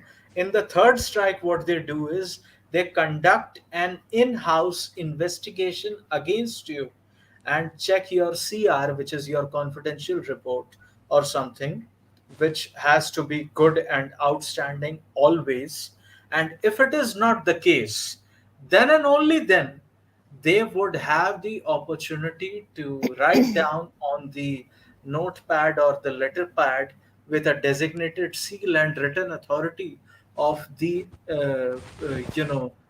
person, individual who is firing you. Mhm. Otherwise, they can't fire you at all. And if they are doing something like that, that turns out to be nefarious activities, employee discrimination, unlawful behavior, reporting business fraud, yada, yada, yada, the whole 9 yards. But Mm. I'm contriver. I just a little bit of pushback. The reason why they would take that approach is the cost of firing you is cheaper than the repercussions of changing policy. That's why I said that because they might they might just say, you know, if even it came to a lawsuit, we'll just pay you at $100,000. That's cheaper in our eyes than changing corporate policy and having Vanguard cut our funding. So to them, you're attacking. It's cheaper for me to pay you out than it would be to then it would be to change policy and sacrifice, billions of dollars of funding if you're a Look, large look, corporation. look, That's how they view it. yes, yes, but I think you are going from micro to macro. Microeconomics says that firing one employee and letting them keep their mouth shut for $100,000 or something, it would be great. I'm seeing this that the corporations are now bankrupt, and they are actually being bankrolled by these asset management funds companies, whether it is Strive, BlackRock, Vanguard, State Support, whatever, the whole 9 yards, the whole shebang. Now, throw in the ESG and everything which we have to agree, but the law, the ambit of law, actually applies to companies as well. And that is why even Disney, that came under the Florida jurisdiction right now, they can't have some LGBT infested manufactured propaganda over there for children. And that is why, taking into consideration the legislation that is at hand of the Texas labor and industrial laws that we have, we can approach the court, because the court is supposed to be the apex authority. Now, if there could be, I mean, as the saying goes, a good lawyer knows the law, a great lawyer knows the judge. If there are some sort of discrepancies over there or inadequacies on the part of the judiciary itself or anything, the three pronged attack, you nailed it. But what I'm saying is, it all starts from the bloody show cause notice, which has still not been served to us. Yeah, but the thing They is, might say that we emailed you, but the email doesn't culminate, or the email doesn't explain as to why we fired you. We just called you for an exchange of information, and that is what it was. Now, Mr. Pupil, while standing is here, I would keep my mouth shut, and sir, you are on. Hey, but Contriver, Bandit, Good Mother. Hope you guys are doing well. we're doing Hello, well. Pippin while standing. I keep calling you Carl. Well, I go by many names. Curly, Right, right. It's funny because Uncle every Curly. time, like you stand out in my memory most with your and Clue's interactions, and he's like, Yeah, Carl. yeah. Clue and I, we actually had a live stream, and I told him, like, look, if I understood your Hey, context as hey, like it's saying a black cult. is a cult. It's a cult. Say it. It's a cult. Black is a cult. It is. I mean, if you put in like, hey, is almost like that, that analogy. Feminine is a cult as black is a what? And I'd be like, cult, obviously. I just kind Right. of looked at it from a different context at that point. Yeah. No, I just wanted to call in and tell you that Yes, everything please. that Bandit has said, I think is right. I will just tell you my personal journey through dealing with a Fortune 50 company and the employment attorney that I consulted with, and what his perspective was, given the legal culture that this company had prior to my being fired. So TLDR, I was with a Fortune 50 company for almost 6 years. My reviews were either met expectations or exceeded, constant throughout. I worked in a team of 16 people. I was the only male in that. And I had 40% more clients than my female colleague did. And I was slammed work-wise. I had to prioritize. We had some regional management changes that put us under a different senior VP. Our old manager or director, just, side note, anecdotal, he left for Germany because he was like, I haven't had a vacation other than a Friday and a Monday off in two and a half years. He went to Germany for 2 weeks. He was admitted to the hospital for appendicitis. While he was in the hospital, he was like, recovering from surgery. And anyway, there were some issues. He was gay. The senior VP was gay, but the senior VP wouldn't come out to his family and acknowledge it. So they had some personal beliefs or issues there. Anyway, he was fired for involuntary resignation because he wasn't back here in the States to be present for his responsibilities on that Monday. He eventually sued them, won his back pay plus a settlement. He never came back to the company. But anyway, just to give you a concept or Yeah. a construct of the culture that's there. Yeah. So, all right. So I was basically fired for creating a toxic work environment. And, but the reasons why were very petty.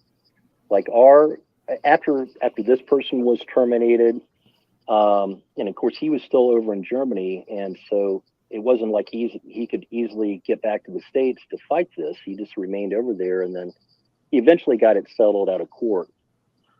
But he basically was, he reached out to me after this happened to me. He was like, all I can tell you is that they are willing to go to the mat, and that's why I say the bandit. A lot of it depends on the legal environment. And the company that I work for, it's pretty well known, at least among the hospitals that contract with them. They're very litigious. They would rather go ahead and fight it and then come out with a settlement than just to pay it out in order, not to set precedents. Mm. So anyway, 5.5 years, great employee reviews. Had a new boss that came in. She lasted for a year. And she was, quote unquote downsized, but her employee evaluations, because we had a 360-degree employee evaluation. So we got to analyze her or evaluate her much like she would evaluate our performance. And hers were anywhere from 40 to 60% less on the metric scale, depending on what area than my previous boss was. Anyway, she got laid off. We brought in a new person, but before she did, she wrote me up for a personal improvement plan. And it was basically, we were work from home for the most part, but we had to come in 1 day a week for a meeting with her. And there were 4 times in which that I let her know ahead of time, like, hey, I've got 2 doctor's appointments. The other 2, I think I had not been sleeping well. And I just said, hey, here's a heads up. I'm going to call in. And we had other people remotely that would call in. So there wasn't an issue with that. But she did have an experience with one of my major clients in which that they asked for her not for her to come back, because she, generally when you have like the first introductions, everybody kind of does their 2-3 minute spiel about their position, what they're focusing on, what their position of impact, and how can they be a benefit to that client. Well, she spent like 10 minutes going through her CV and justifying why her position, why she was hired. And the CEO at the hospital basically told me, I've been working with them for like 3 years, and he just said, just don't ask her back.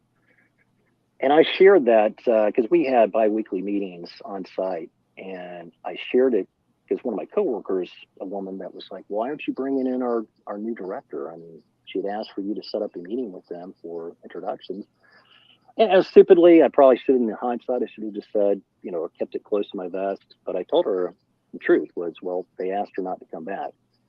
And I think that probably got back to her. And I think I was probably the scapegoat of why she felt like she got resigned or early termination. Mm-hmm. So her last week of being there, she put me on a PIP plan, of which basically I was non-compliant with coming to the office for meetings or whatever. And even though I could have gone back and shown her emails, and I told her, I was like, well, I don't, when I had to sign it, I'm like, and to me at that point, it was like, I've never been fired from a job before, Right. That's not to say, I'm a perfect employee, but I've always had good rapport with my bosses and good rapport with my teammates.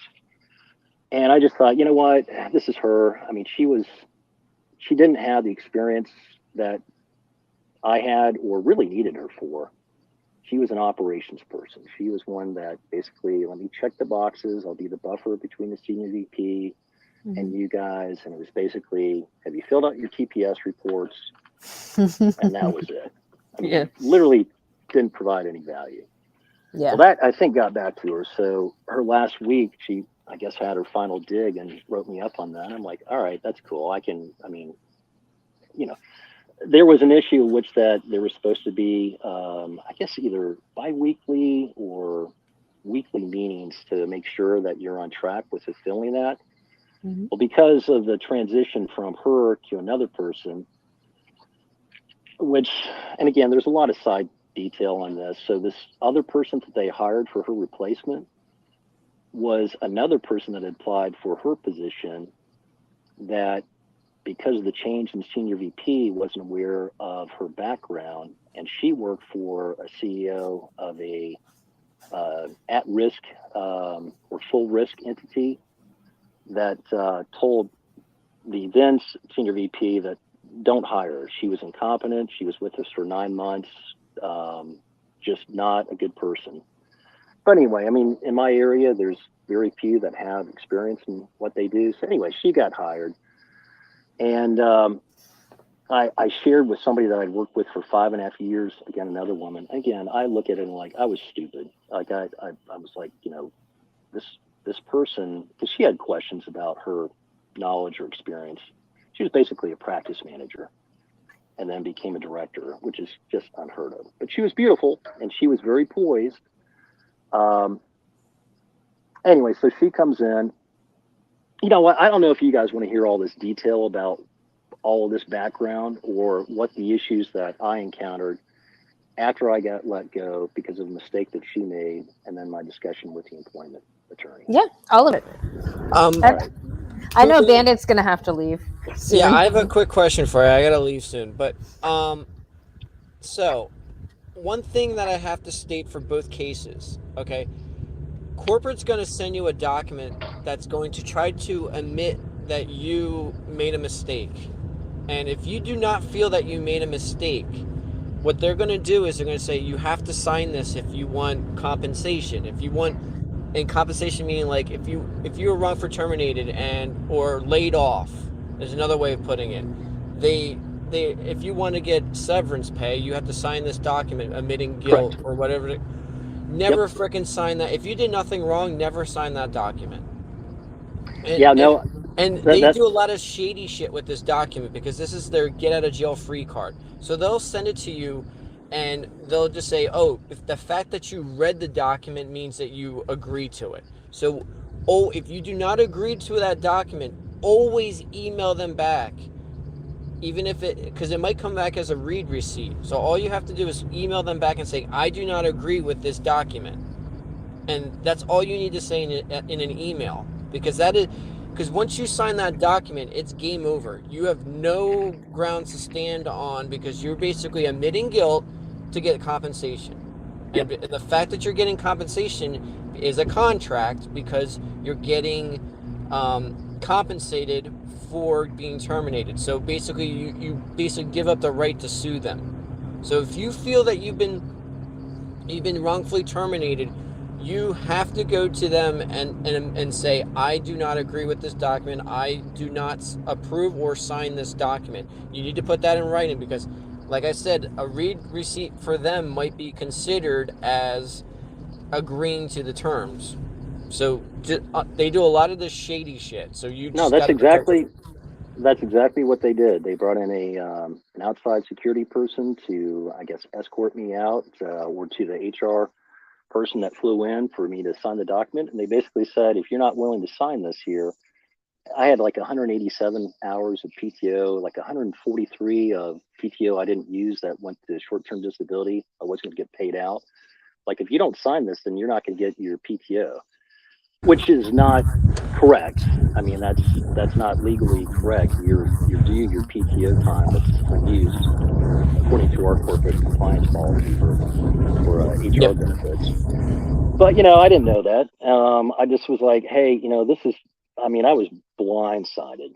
I mean, it was just like, there was an issue. So all right. So culture wise, from a legal department perspective, I was involved in a litigation. It was a $700,000 initial payout that we would have had to been made payment for because of non-compliance with an agreement. And we went through arbitration. The judge said, basically looked at the four corners of the agreement. I'm not going to go into details, but it was one of those things where at the time the contracts were signed, no insurance company would have understood that this would have come to fruition. So most of the carriers were trying to go through and mitigate those and have some type of like settlement, and then moving forward, this is going to be how the terms of the contract would be paid, et cetera. And I, I told them originally, like, there's emails that said we would make this payment to them. But now you're trying to say that until we get a new agreement to absolve them from future litigation, we won't sign it. I'm like, but we've already agreed to that. It's already been written back to them. They're going to find that through exculpatory, whatever the exculpatory process the attorneys go through. And sure enough, their opposing side found that out. And we wound up paying 2.1 million. We could have been liable for up to 4 million in our state, or 4 times the 2.8, 4 times the damages. So I was very forthright, and I think that probably hurt me in terms of the new senior VP, because that hit his bottom line and his performance metrics. So I already had kind of, I guess, a black eye, if you would, but I'm not going to lie on behalf of the company in which that there's, let alone just the principal aspect, but I'm like, there's ample evidence to show we're now going back on what we've told them that we would do. So, and then, I don't know, it was probably 2 months later, we had just transitioned to a new HR management software for PTO request. And I put in about 7 months ahead of time some PTO. I was going to be gone for about a week and a half for my dad's 80th birthday. And then 6 weeks later, and it was approved. 6 weeks later, the new director came in and said, PWS, I'm not comfortable with this. You knew that your colleague was going to be taking time off for her wedding. And I'm like, I knew that she was married or engaged, but I didn't really understand anything other than, because I didn't really have that relationship with my other female colleagues. Like, we didn't really talk about personal matters, but I'd heard through the grapevine that she got engaged and she's going to get married in the fall. So I told her, I was like, no, I wasn't aware of that. It's been approved. I'm willing to bring my laptop. I'm just not going to say that I can be readily available, but if you have something scheduled, I'll do my best. And she was like, you know what? I need for you to work with me. And if you're not able to, we're going to have to look at other things. And I just said, look, man, I've been working my butt off. Like, I have 40% more clients than my other colleague. The hours that I put in. And I said, if you're forcing me to choose between my job and my family, I'm going to tell you that there's no, and I was recording all this, by the way, too, Bandit, because I'm in a one recording state. And real quick. Yeah. So, in a nutshell, you got approved for the PTO policy. You have it in writing. All you had to tell your boss, and I'm using this as a learning opportunity, and I'm not dogging you at all. You did the right thing. All you need to say to HR, approve this. I am approved for PTO. If you have a problem with me taking off, you need to have a discussion with HR. I'm already approved. I'm having family in town. I'm going to be unavailable. Now, I can't help it that someone else took off too.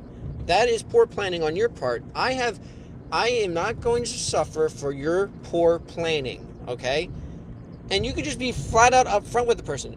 It's not my problem that you approved 2 people taking off. I've been already approved. So you're going to have to take this up with HR. And just leave it like that. And if they come back to you and give you, and like what they seemed like they did is they went in and used that fact against you, and basically in a nutshell said, you know what, we're not going to do it and we're going to make you suffer for it. That's harassment. All right, you literally can sue for this. Like, that's clear. They're just trying to give excuses to fire your ass, which is illegal. So I want everybody to learn this. Keep your emails. Do everything through an email, because you could easily just said, I got approved, here's the email showing that was approved, I've already had plans, I'm sorry, things are already scheduled. If if I was told before being approved that I couldn't do this, things would change, but because this is the way things are, I'm sorry, I have off, and just let her deal with HR. Don't For her going to you is bullshit, because that is a power dynamic problem. As a giant power, she's basically saying, "Do as I say. If you're not going to do what I say, I'm going to hold this against you and make your life a living nightmare," which is illegal. It's no different from a female boss hitting on you and you saying, "No, I'm married," and going and then she's going in and getting your ass fired. That's sexual harassment. This is another form of harassment. Take the sexual out of it, but I'm just using it as an example. What she did is No, illegal. no, that's You already got approved by well, corporate policy. So fuck that bitch. I'm sorry. Like like it's already, it would be different if you weren't approved. That's a whole different argument. But you got approved. I would just say, hey, that's something you're going to have to discuss with HR. I'm sorry I can't do this. I'm having family in town, but I approved off and I'm taking off. And then leave it like that. Keep it professional. And then, and you all know, you have to say at the end is, if you have any problems, speak to HR.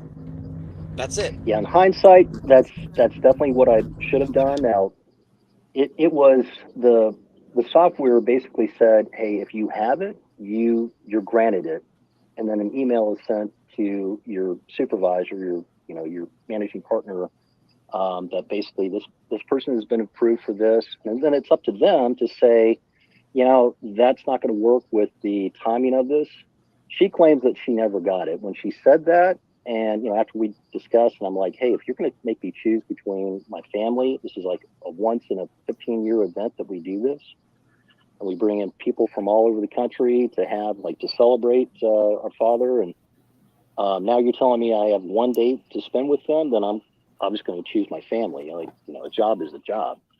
But she claims that she never got it. So I contacted our HR department. And they're like, this is the first occurrence, even though we've transitioned to this 6 months ago. This is the first time that we've heard that nobody has received, or your supervisor hasn't received notification. But But your incompetence is not my problem. That's literally all you have to say. And I want people to, and like I said, this is not knocking on you. I'm mad because I'm frustrated that employees abuse their employer, or employers abuse their employees. It's frustrating because this is clear. As a supervisor, your incompetence is not my problem. I want that to sit in everybody's head. Your incompetence is not my problem. You've been approved. You got used. She was extorting you, saying, I'm not going to give you a promotion, or I'm going to fire you for taking off that was already approved. That's extortion. That's literally the definition of extortion. Okay? Holding yep, something, a person of power holding something over you to get you to do something that you do not want to do. That is well, she the she textbook didn't take definition of any. extortion. I mean, I wouldn't say it's extortion per se. It's just there was zero accountability. No, it's And I extortion. No. You have to understand what she's doing to you. That is extortion, because she's making you do something that you do not want to do, and using her power as a supervisor to threaten you with future action for not doing what she wants. That is extortion. I don't care. Her incompetence is one thing, but the fact that she's extorting you and saying, I'm going to hold this against you, or I'm going to get you fired for this reason, that's extortion. Like, there's laws against this shit. That's why Yes, I'm yes, frustrated. yeah. But the thing is, when you are too big to fail, as a multinational corporation or one of the Fortune 500 companies or any organization, for God's sake, even a cooperative society in India, when you are too big to fail, people have to fall in line, and crimes like these, which are basically white collar crimes, go under the carpet. They have been swept under the carpet for the mere fact that there is, number one, no paper trail, no exchange in writing, number one. Number two, they get away with that because of the litigious nature of the draconian organization, which is the subject matter. Now, if company is going to hire an army of lawyers and the best law firm against you, an individual is pitted against a behemoth of a monster.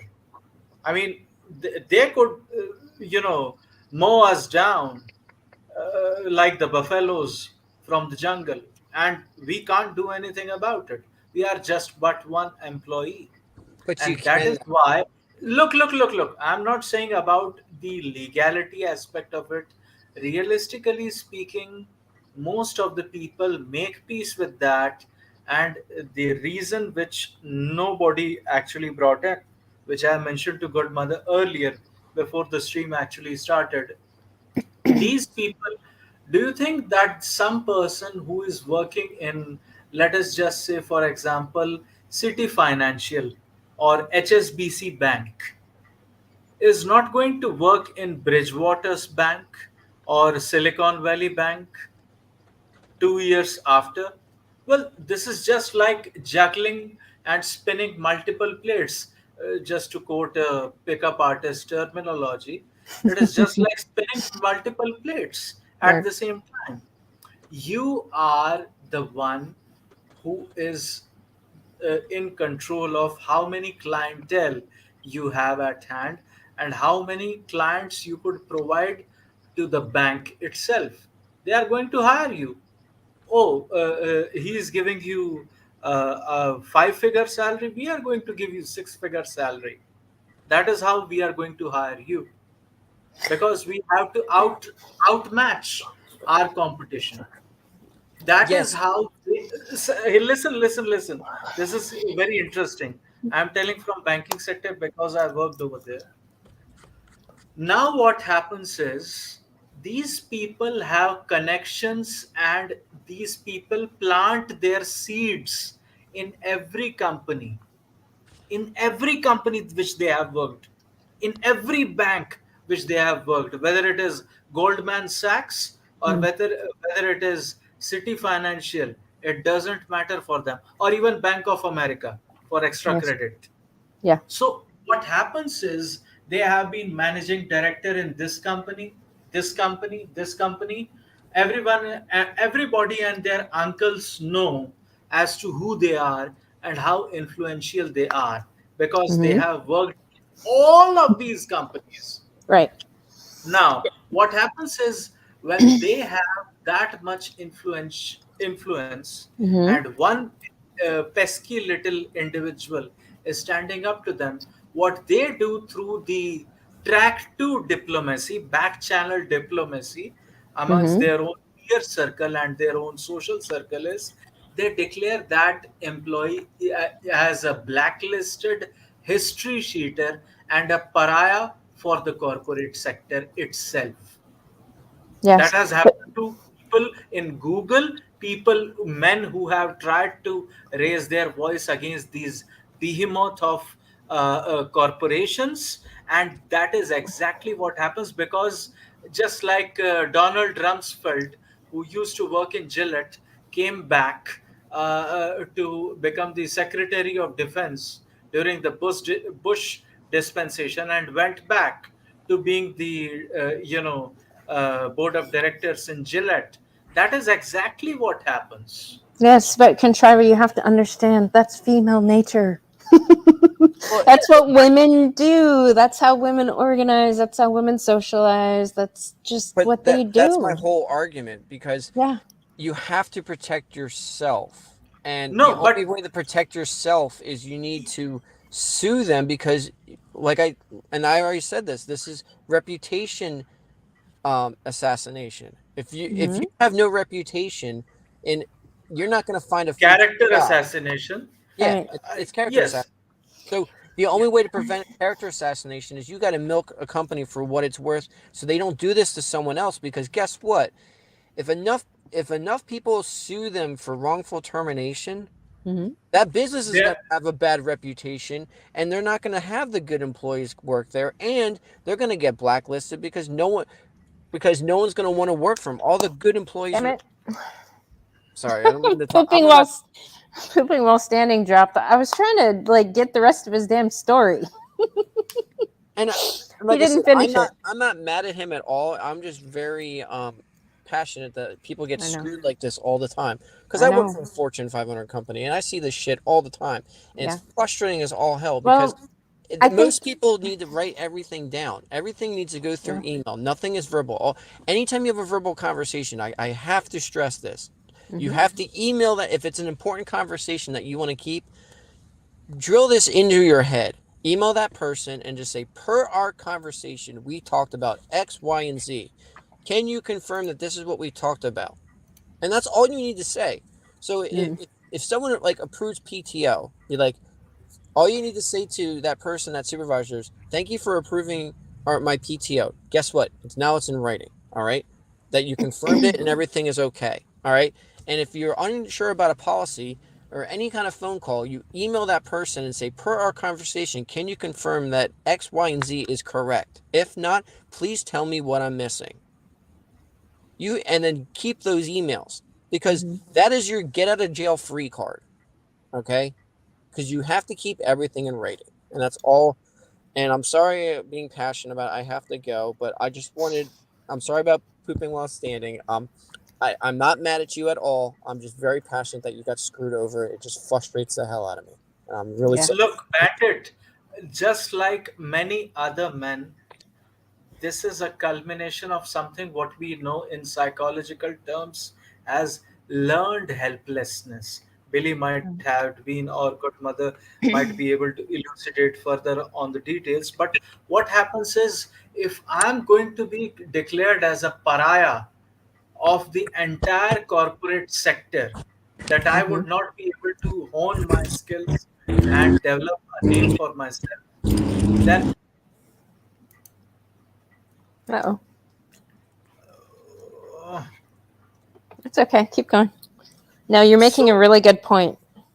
yes, so if I am going to be declared as a pariah of the entire world, I don't think that I would be able to actually, I don't think that I would be able to. Okay. Sorry, he wasn't he wasn't Okay, yeah, yeah, yeah, avatared up ready, for a ready. second. Yeah, yeah, yeah, yeah. I don't think that I would be able to lose my only source of income that I am working 12 hours to sometimes even 18 hours a day. hmm And that is why men, they shiver in their pants, they Right. shiver in their boots, because they can't stand up to the behemoth of the organization, and they can't withstand. And talk about workplace harassment, this is mental harassment, Yeah. which nobody wants to talk about, no It's psychologist wants to discuss, right. because this is what men go through by and large. Yeah. Well, Well, you got and fired, yeah, it's fine, just and to raise your point, yourself by the contriver, I mean, bootstraps. there is such a double standard when it comes to what a man's expectations are versus what his female counterparts are. Mm-hmm. I Yep. mean, I can't tell you the number of times of which that I worked late and we're working on a group project, and she's like, "Well, I've got to go to my hot Bikram yoga class. You know, it starts at 6, or Oh, I got my mental kids health to pick day. up, or mental health." So, and sorry, I got kicked off because I was like, I can hear you guys, but then I realized it was just my YouTube account that was Mm. open. So, all right. So after all this, and again, I literally, I was dumbfounded because I'm like, who's the security guard? You know, we had like a regional meeting, you know, our corporate area manager came in, and it was supposed to be just kind of like, hey, it's a get together. This is a new guy, get to know him. And then I got a call by my new senior VP. I need to come, talk to you. I'm like, okay, cool. And went in there. The HR person was there, and they're like, you're being terminated for cause. Here's the reasons why. Here's your PIP plan. And I brought up the fact that part of the PIP plan was to have regular meetings with me. That's never occurred. She's like, we're well past that point, PWS. Here's the reasons why you're being released. One of What's which the was, reason?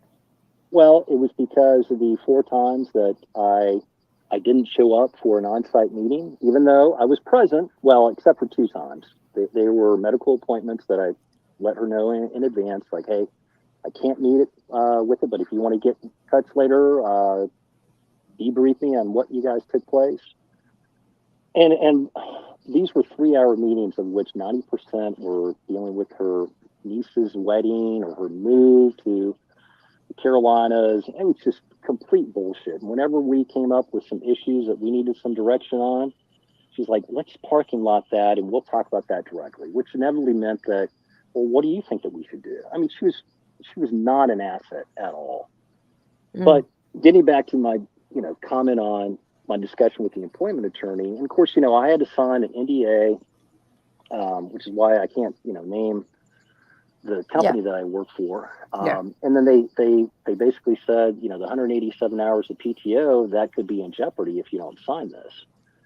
And, that was like, tens of thousands of dollars that I was going to be, with bonuses associated with that. It was, so I'm like, well, you know what?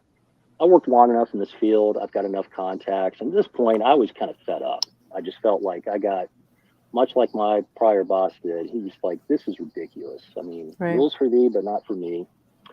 So I did consult an employment attorney, and granted, it was one of those, hour-long free consults. And he just basically looked through the PIP, looked through my employee evaluations, heard my story about their litigious nature in the past and what I'd just gone through arbitration 2 months ago. He just said, Curly, I would say you probably have less than a 50-50 chance. You're an at-will employment state.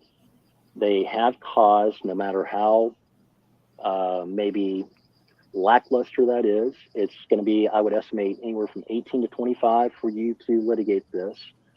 It's going to take a year and a half out of your life to get this finalized. You should probably just move on. Much like a divorce attorney say, you know what, keep it amicable. If you're a man, keep it amicable so she doesn't use your kids against you. Right. And so now, in your case, I think you've got a better standing. In short, agree to her illegitimate demands as well. That's it. That goes even in the corporate law field as well. They say, well, if you are pleading and we could, even your advocate, even your lawyer would tell you, let us try and get some, hefty compensation about it. They are all about the compensation. They don't even have the wherewithal regarding their own whatever legal prowess that they have at their disposal to fight a case against a corporation. They don't want to. Well, but here was a employment attorney that basically was working himself out of 18 to 25,000 because he looked at it as, and I'm grateful in the sense that he was honest with me about it, because some wouldn't have been. But he basically said, I think your chances of winning this are less than 50-50. And you may get some type of settlement out of this, but is it worth a year and a half and focusing on this instead of just finding another job? And I did. I found a better job with another competitor. And I'm glad I did that, because and the other thing too, he said, at best, you're not going to work for that company. So you're either going to get a payout or you'll be transferred to another area. And that's going to follow you within the organization, no matter how big it is. So he was like, hey, I would recommend you just go ahead and move on, take the settlement. They did give me a modicum of a settlement, plus the PTO time that I was due off. It's like, you're just going to have to eat the short-term disability, per their policy. Anything you don't use gets transferred to that, and that's not payable out. So just basically move on. And it's the same fucking thing that happens in divorce court. Most family attorneys, to men, they'll say, just be reasonable, give her what she wants. Kevin Costner, prime example, had a prenup, toilet paper. My mom had a prenup, complete toilet paper. Chris Rock had a prenup of 20 years. It expired when his wife filed for divorce 1 month earlier than the 20-year term limit, and she still got half of his resources. Yep, I remember that. Bigger and blacker, Chris Rock. Yep. So, Mandy, Johnny Depp had a prenuptial agreement. Most people don't realize that. Johnny Depp, of all people, whom we covered for so many hours on our channel, covering his trial, he had a prenuptial agreement. But hey, it was not honored by the very same court. In UK as well. It's sad that it's gotten to the point where, I was always one that I would help my female colleagues whenever they needed. It wasn't reciprocated. And I think that was the other reason why because I learned, I did take some time off to go to Thailand with my then ex. And, we always had each other's back, or at least so I thought. So I got that time off, went there, and whenever a situation came up, it was like, well, can it wait until he comes back? And they dealt with two minor issues. And I'm thinking, I was buried for like 2 months. And then when it came time where they needed my help, I'm like, you know what? I've got 40% more clients than you. I am like slammed right now. Yeah. Now, can you schedule some time? And it was like, well, if I can't deal with you right now when I need it, then she never followed up. Right. And I'm sure that got back to our then new director.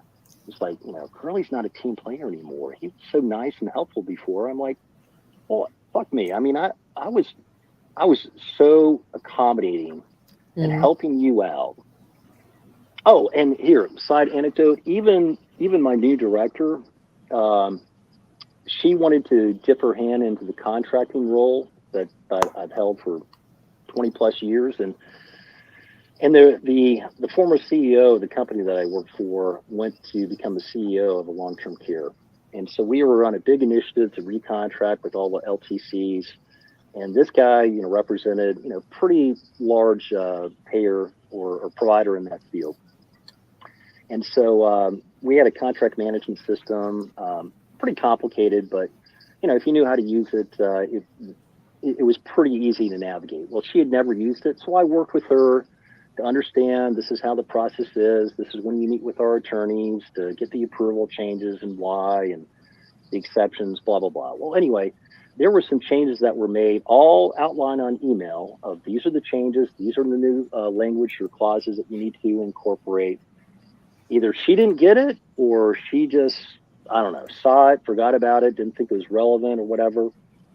So it was signed, and then it later turned out to be a non-compliance part, and the contract had to be renegotiated, and it got egg on her face. So instead of like recognizing that it was her fault, much like my boss, it was, Curly, you didn't let me know. And I'm like, you're on the same, you negotiate. You would have gotten this directly to your email from the attorney or from our attorneys to say, this is what needs to be changed and here's why. But no, it was, again, not my fault. You should have let me know. And that was the other reason why I think that she felt I was trying to, quote unquote, undermine. In fact, she even told me, she's like, you have a certain haughtiness about you. I'm like, what exactly do you mean? Like, there was an issue in one of our team meetings where we are going to merge with another major Fortune 50 company. So we had to do all this due diligence, all the contracts uploaded. They could, basically compare and contrast. If we take this company over, then which one do we want to go with? Which one is, grandfather or legacy in? And we had to spend hours, like 60 hours a week, getting all these, 60 hours total, I should say, for about 8 months to get all these uploaded. And it was put into a contract management software system of which that the payment guidelines were set off of.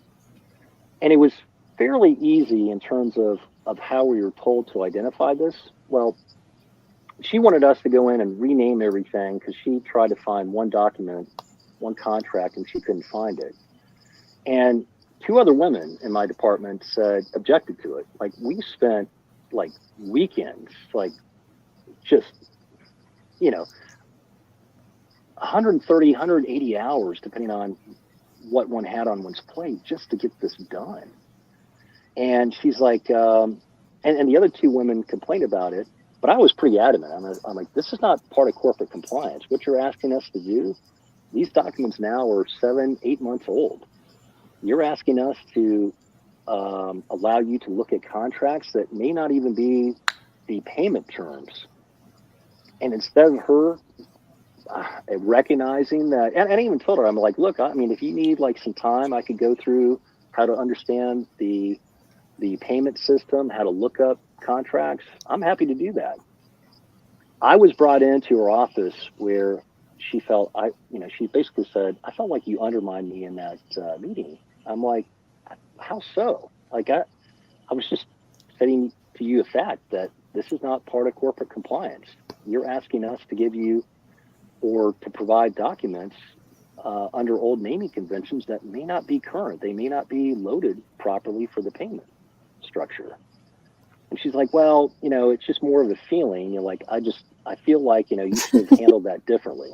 I'm like, well, can you tell me how should I? She's like, well, no, it's just more of like, and I'm like, there were two other people that said the same thing, but I was very adamant. Like, you're literally violating corporate compliance for payments.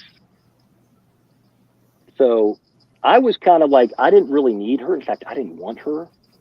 I mean, I didn't want her in any of my meetings with my hospital systems. I looked at her as a detriment. And then another time, we had a new initiative because this company was ready, shoot, aim. And, you just kind of eventually got used to it. But I told her, I'm like, here are 10 of my top priorities right now. And we have this new corporate compliance or corporate initiative, rather.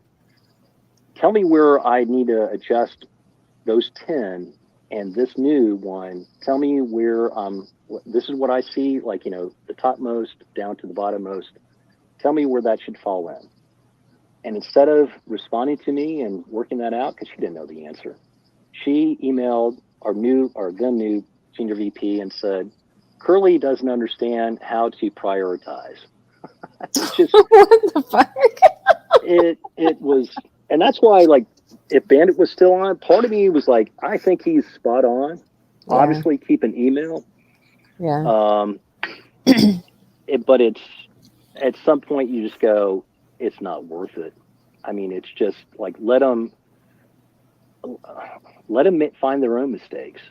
And I will say, to my defense, so I was let go. A person below me that I managed was hired to replace me. She was in that position for about 4 months until she complained enough where I'm overwhelmed. They had to hire another person to help.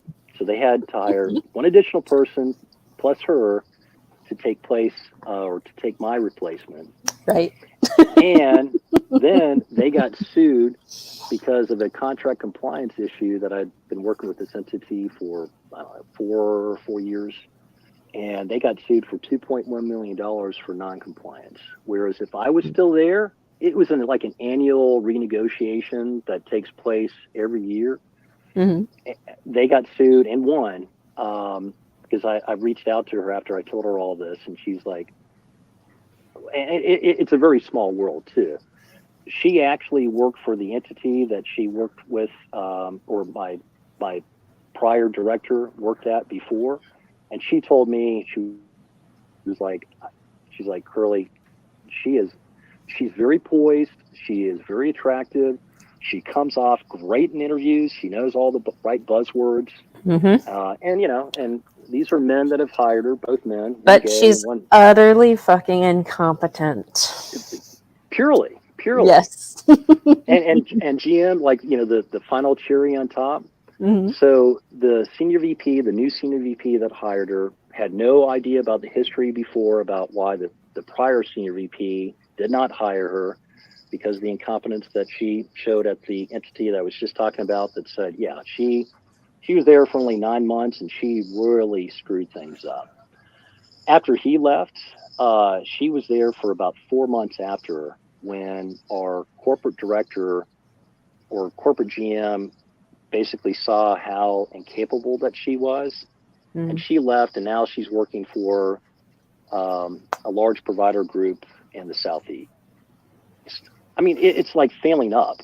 Yeah. I mean, she's never been really held accountable at all. Right. See, and I Look, don't. the job of HR, MBA in HR, is done mostly by women, even in India. They rarely do MBA in finance, international business, or Hmm. even marketing. Mm. Marketing is a man's job. So you could fire a man, or a man could be booted out Mm. for incompetence, right? On the grounds of incompetence. Right. Woman cannot be fired, and HR is basically a middle level management that has been designed for women to be infiltrated into these Fortune 500 or multinational corporations, Mm. MNCs.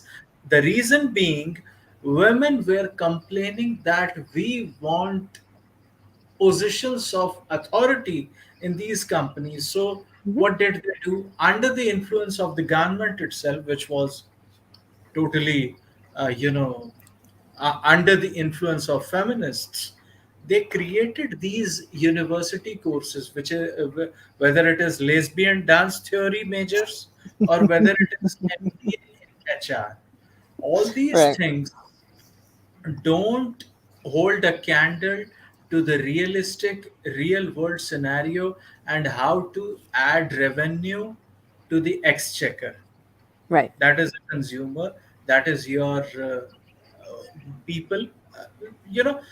So this is why HR was created, to create a sort of female dictatorship in every possible company itself.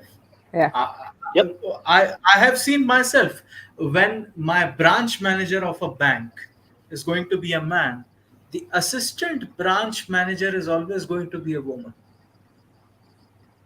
Why? Because that is how it is supposed to be. What are you talking about? They don't do the mental gymnastics or the brainstorming analyses that we try to do, ponder over things over here on our own working men's hostel. That why these fields of female excellence of destroying things was actually introduced and created in the first place. Who invented that? What was the motivation behind inventing these things in the first instance? To We don't call destroy them the patriarchy, to smash it, and just positions to of let them power. fucking do it. No, no, Exactly. no, no. They get in there and they ruin the business. They ruin the environment. Look Like, at Silicon Valley Bank. It has gone bankrupt. A Yes. bank, I yeah. mean, look at the irony. A There, bank has gone bankrupt. Contriver. So SVB, their financial board, their investment board, was comprised primarily of women. There was one man that was on that. I think it was a 4 position like sub board. There was only one woman that had any financial experience. The rest of them were just diversity hires. And to your point, Mm. HR is one of those entities where they have the authority, but their fallback is, well, we're just following policy. So it's like they don't really have authority to look at gray areas or nuances or compromises. It's a black and white. And again, I'll give you another anecdote. This is on another career field, still within the same industry, but I had a internal referral from a principal at a company that wanted to bring me over for business development. And he's like, he's got, 4.5 years in this industry. This is all the successes that he has. He's got a lot of contacts, blah, blah, blah. Well, the HR person, because you got to go through the steps. You can't just have like, hey, come in and meet with this guy. Okay, I like him. He's hired. What? Yeah, you got to go through the whole, machinations of HR and compliance or whatever. And I get that. So she did a Google search on me. When I was in my 20s, I was really into home brewing. I entered a lot of regional competitions, and I won several awards. She found that I won, a ribbon at the GABF, and she was like, later on, he was like, "Hey, did you ever hear anything?" I'm like, "No, I haven't heard anything." So I guess, y'all weren't interested. He's like, "What?" He's like, "I talked to the president about this." So he followed up with HR, like, "Why didn't you interview him?" She's like, "Well, I did a Google search, and I saw that he won like a beer competition, and I was just worried that he might have an alcohol problem." And he's like, "I've worked with him for almost 4.5 years. Whoa. He put in." He'd come in, I'd see him, like he would get in early. I'd see him at like 6:30 in his office. They were getting ready for an RFP. Anyway, he was just floored. And I just later, he was like, "Look, man, I've talked to the president. He wants to talk to you. He apologizes." I'm like, honestly, I'm not. I mean, I appreciate it, but I'm just not. I'm just not interested. I mean, that Right. just really turned me off. Yeah. Now, But let good. me tell you another statement of fact. When hashtag MeToo started, of all places, the state of California, People's Republic of California, declared that you have to have on the list of your board of directors, you have to have one woman. It is incumbent upon you that you shall comply with the California state of law and legislation that has been passed after hashtag Me Too and the scourge of the hellfire that all men went through. Now, when it became the fact, do you know what some of these companies did? Some of these tech companies who had their headquarters in San Francisco or LA moved to, of all places, Alberta, and which is the tech capital of Alberta, Calgary. Yes, they moved to Calgary, not even to Toronto in Ontario province. They moved to Calgary, the tech capital of Alberta, and situated and established their headquarters.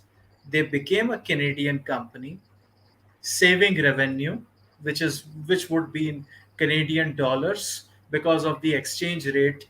The taxes that they would be paying would be lot less if they would have their headquarters in Calgary.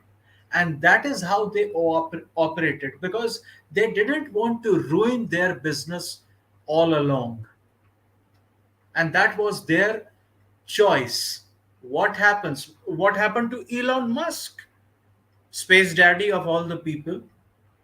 What did he do? He moved to Texas. Why?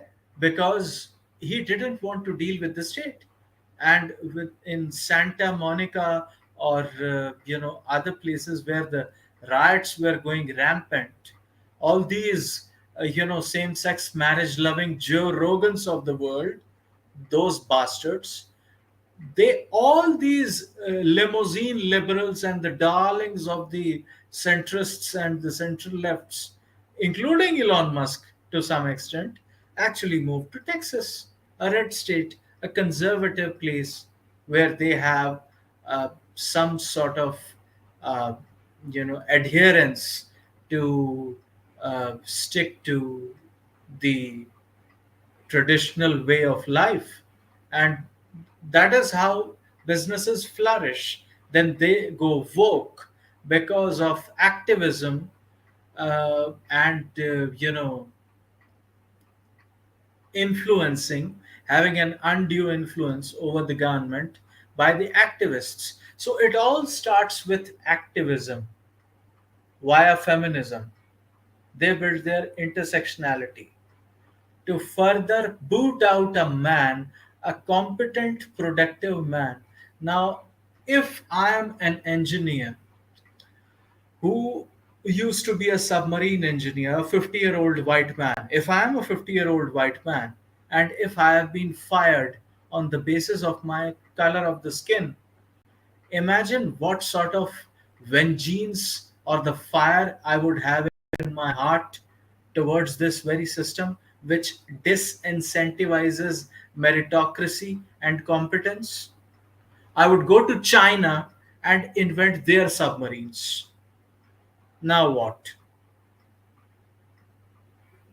So we can't do anything about the spy balloon of all things because it was a Chinese spy balloon, and $2.2 trillion have been invested by the Chinese Communist Party Politburo in the Wall Street.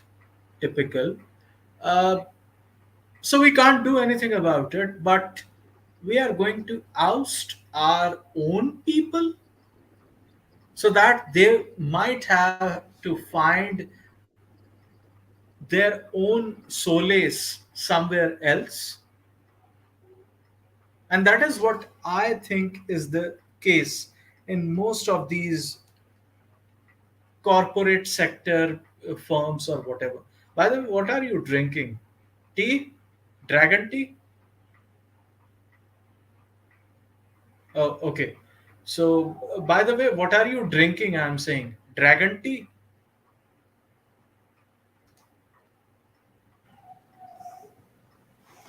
Iced tea. Iced tea. Okay. Yes, dragon tea. Dragon tea.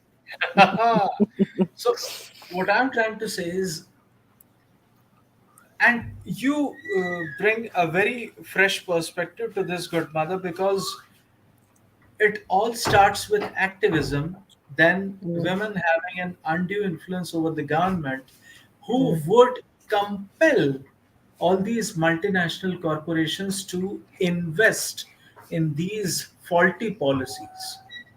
right. Mr. PWS, please elucidate, sir. Yeah, sorry, I keep getting kicked off from StreamYards here, Mandy. So Sorry. apologies here. Technologies. Um, yeah, well, and I'm out hiking with my dog, so who knows? It's probably my internet connection. But no, I mean everything that you said, Contriver, is correct. I mean, and this is why you just look at like the number of men that are going to college or just living for themselves. Yeah. The marriage rate is down 60% since 1970. 5.1% of men are interested in marriage today. It's just, I mean, the demographics, and from a financial standpoint, I'm in my 50s. I'm very worried about, GDP comprises, almost a little over 70% of growth. And if you don't have replacement and all you're doing is just hiring in unskilled, largely Democratic voters, I mean, it Mm. concerns the hell out of me. And I I don't see know that them. I see them like, never mind the Democratic voter unskilled. They're crazy bitches. They're liars. They're hypocrites. They're thieves, and they cheat the system. Like, well, yeah, like like I don't. Have you guys heard of or listened to that Oliver Anthony's new tune, mm-mm, Northmen of or Rich Men of North Richmond? mm-mm. Oh, Mandy, type Is it good? Rich Men of North. It's the number one iTunes song. It was released 3 days ago. It's already got, well, this morning it had 3.7 million views. It's Mm-hmm. gone viral. Good. Google it, type Richmond of North Richmond.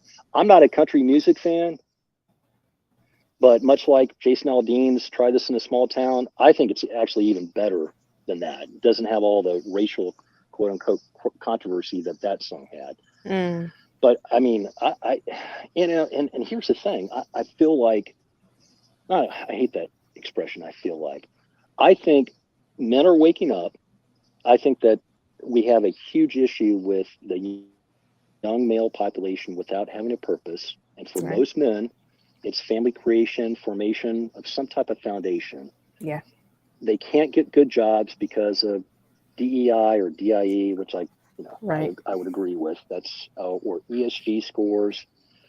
Um, Being able to buy a home, which is kind of like a predilection, much like in the Chinese culture of like, hey, you don't have a home, get off me, Dusty. So men are like, choosing other alternatives, and it's not going to work out well. Yeah. I mean, financially, economically. But in your case, good mother, yeah, I mean, I would consult with an employment attorney. The one thing I would say, don't rely on just one. That was Right. probably my mistake. I should have Mm. gotten a second opinion. Because I really think that if I had gone to somebody else and said, and because he was very explicit with me. He's like, and I'm sure it was based on his prior experience, much like a physician. Hey, I've tried this treatment protocol, or this is my experience. It's anecdotal to a certain extent, depending on how many other patients. But he was like, and in some ways, I kind of look at him going, hey, I'm thankful that you saved me upwards of $25,000, of which that you yourself said, you're a straight white Christian male. You have a very litigious company that you work for based on your own anecdotal experiences with them litigating, and even nationally they litigated with hospital systems. Yeah, just move on. But Yeah. I think that's becoming so norm where Yeah.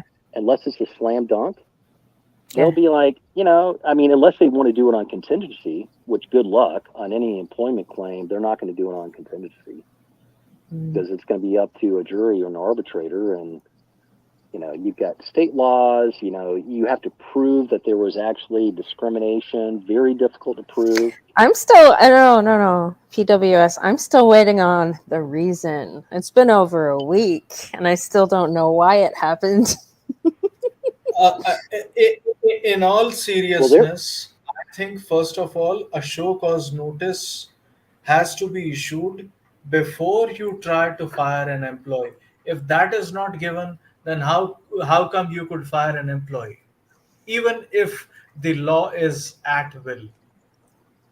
Yeah, I even brought up with the HR advisor that's investigating my wrongful termination dispute. I even brought up to him. I'm like, why is it that it took weeks to fire a woman that literally was caught on camera stealing? She barely showed up. When she did, she couldn't even perform the minimum job duties.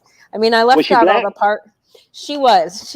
Oh, like Ye said, Yep. I'm not going to talk. I can't say what, but that whole quip. Yep. Black is a cult. Black as a coal. No, but I find it strange. And I clean record, nothing, no warnings, no nothing. I actually recently got a service award from the district manager because he's heard so many good things. Like after a conversation with a fat ass HR feminist who literally said it was my opinion that men are stronger physically than women. If The men bitch are said it stronger, was my opinion. oh yes, she would, as if she is going to lift all the 200-pound weights in all the world. Yeah. She is a world rank champion, world's strongest woman, at Mm, least in terms of deadlifting. mm. She Mandy can't lift just herself from the damn chair. Mandy just needs to identify as a feminine trans gay man with a Rachel Dolezal or Talcum X tint, and you'd be like, you'd be protected. I mean, TFM was talking about this, God, probably at least 8 years ago, probably more like a decade. Mhm. He was like, as a straight white male, just don't make a big deal about it, but do go down, don't change your passport, but you can find online with Reddit, you can find somebody, some psychotherapist or psychologist where you have gender transphobia or not transphobia, but gender Dysphoria. dysphoria. Thank you. I was going to say dimorphia. Get them, go down to your DMV, not make a big deal about it, and just once you get hired, let HR know. You'll be the last one to get fired from that company. Yeah. When there are layoffs, You should say, I am a masculine representing trans lesbian. no, I'm a masculine That's it. presenting trans lesbian. Yes. I mean, literally, you have to out crazy the crazies a day. I mean, it's no longer about meritocracy. It's about equal outcomes, not Victimhood. equal opportunity. See, about and I feel like I've dug in my heels on meritocracy and safety of women. Well, and that's why you're retarded. Hard-working women. Yeah. Yeah, I don't see it. I mean, I see the pendulum swinging, and I think that, like that song "Richmond of North Richmond," I think because it's gotten such traction, I think, and Jason Aldean, I think, there's the silent majority. You look at like the red counties versus blue. Unfortunately, because of the whole political process, like the large urban populations dictate what others have to conform to. Given the migration outside of the big cities, even I look at the number of black rappers that have listened to this and they're like, this is spot on. Like, I'm not a big country music fan, but like the double entendres, the innuendos, the message, this speaks to the common man working his butt off for $1 that, CBDC or bricks, just trying to keep themselves afloat. I don't care unless you're an uber wealthy elite, you can see the impact when it comes to going to the grocery store or your mortgage, if you have to sell and buy a new home, or your rent, or the benefits that you can accrue. It's changing, but I think we have another 15 to 20 years before we either get into like an annulment. Look what's happening up in Oregon, or excuse me, what is it, Idaho or no, actually it's Idaho, where northern Idaho wants to secede. And Texas has talked about this as well. Oh yeah. But does northern Idaho have the economy to back it up? I mean, if we seceded, we'd still be the 9th largest country in the world economically. Yep. Because you have shale gas. Yeah. That is why. Speaking of, can you believe? I know somebody that is working on a project. Can you believe that they tear down forests to plant solar farms? There's such thing is called a solar farm, where they're literally ripping out trees in 100,000 acres in Florida and creating a solar farm. Well, wasn't it like 2,000 or 200,000 hectares? Was it in Sweden or Finland? It was like a European country that was trying to go green. And nobody looks at the deforestation. I mean, the fact that trees absorb CO2. I mean, it's and you probably saw some of the recent articles where we spent hundreds of millions of dollars for 2 CO2 absorption plants to create climate change. I don't know when the brakes are going to finally be pulled on this whole insanity. Right. I look at what people were compliant with the whole vax mandates and go, I'm not confident. Yeah. I mean, there's a growing number of people that have said enough is enough. I'm not going to comply. But look, I mean, it's been 2.5 years since the mandates, thankfully the whole OSHA mandate that Biden tried to enforce was struck down, and then it became federal employees. We saw what happened with recruitment in the military. Now they're struggling with trying to get recruitment to where they're saying, hey, illegals, if you want to come in and sign up for 2 years with us, we'll grant you immunity. I don't know. I think we're still at least a decade, if not two, before people have just had enough. Yeah. But where's our society going to be at that point? I would We're tell at you where the society, 1.57. yeah, 1.57% in inflation or birth rate. Birth rate. No, I mean, fuck inflation. All right, so Contriver, did Yeah. you see? It was a Friday data dump.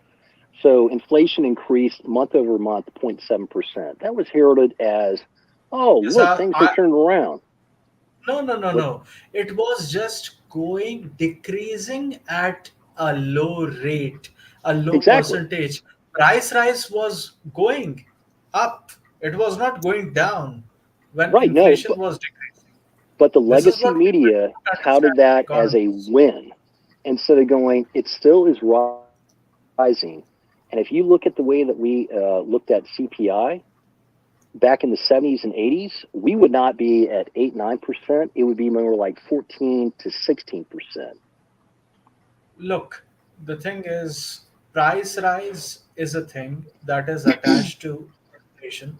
I mean, I don't want to get into economics of it, macro or micro level, but I'm trying to say is this: if the kitchen table issues come up, that is when people revolt. Yeah. And so that is why people are not going to pay hefty taxes. That is why inflation is a government mandated tax, basically. So that is inflation.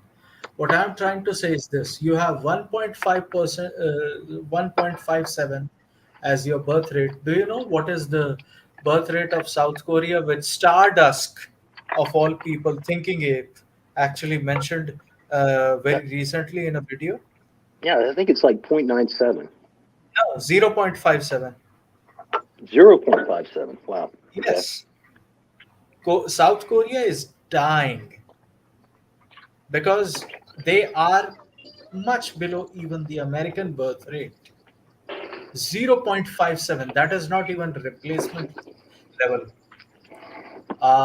What is going to happen is North Korea, and with the reunification of the Korean Peninsula, North Korea is going to take over.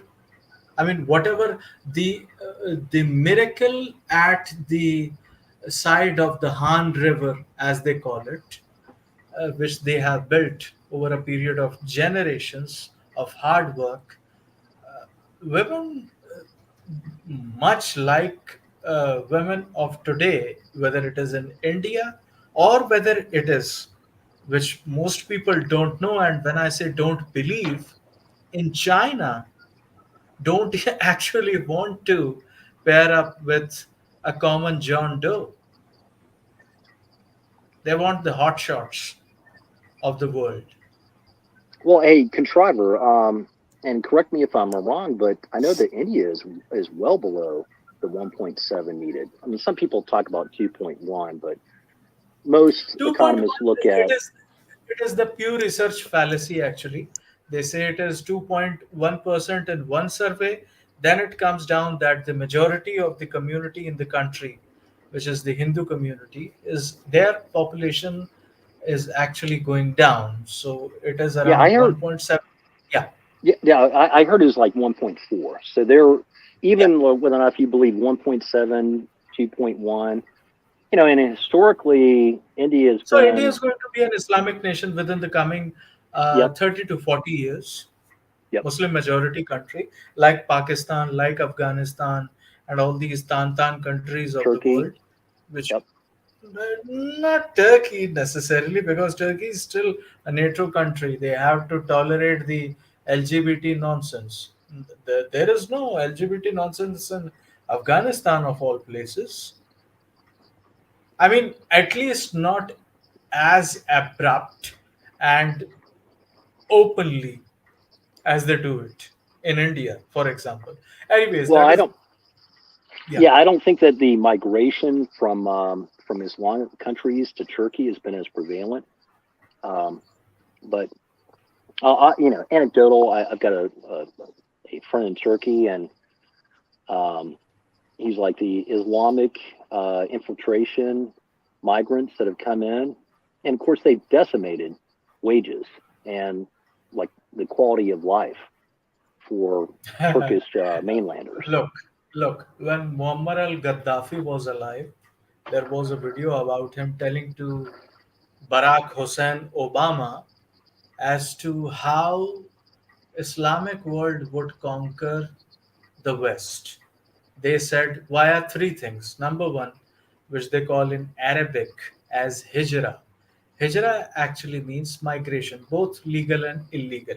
Basically, an infiltration of military age males, able bodied males, all across the West and Europe. Europe specifically, because they consider it as the ancient Rome. I mean, at least in their own epithets and idioms. So once Europe is Islamized, which it is, uh, then America would also be Islamized. Oh, you would not get Islamized, right? So you would get Latinoized or Mexicanized a little bit, whether it is the state of Texas, whether it is 2,000 migrants per day or 1,400, 14,000 per day, which are coming in and being put into all these quote unquote illegal detention centers. I mean, where is our demography? Where is our own border security force? And where is our own military at our own borders? I mean, there was still military in the 90s when the Panama invasion and everything was going on because of in the aftermath of the communism aspect of it. So I think that needs to be the case, but all in all, who the hell is running the show? That is what we don't get, and we get our basics wrong, and then we try to do worse things, and then somehow we think that this should be enough. I mean, the sad state of affairs, the less said the better. A little of what I know about it, I'm appalled. So that is the thing. But look, what I'm trying to say is this: whatever is going to happen, it is going to happen. What my concern is about men in general, like you, sir, of all people, who are hardworking employees of any organization and who are, booted out, basically, to put it bluntly, for n number of reasons, alongside a reason because of their own gender, and they can't fight back the behemoth of an organization called the multinational corporation. And that is what I think, if some staunch people, devout believers, if they would stand up to them, then I think it would be much more,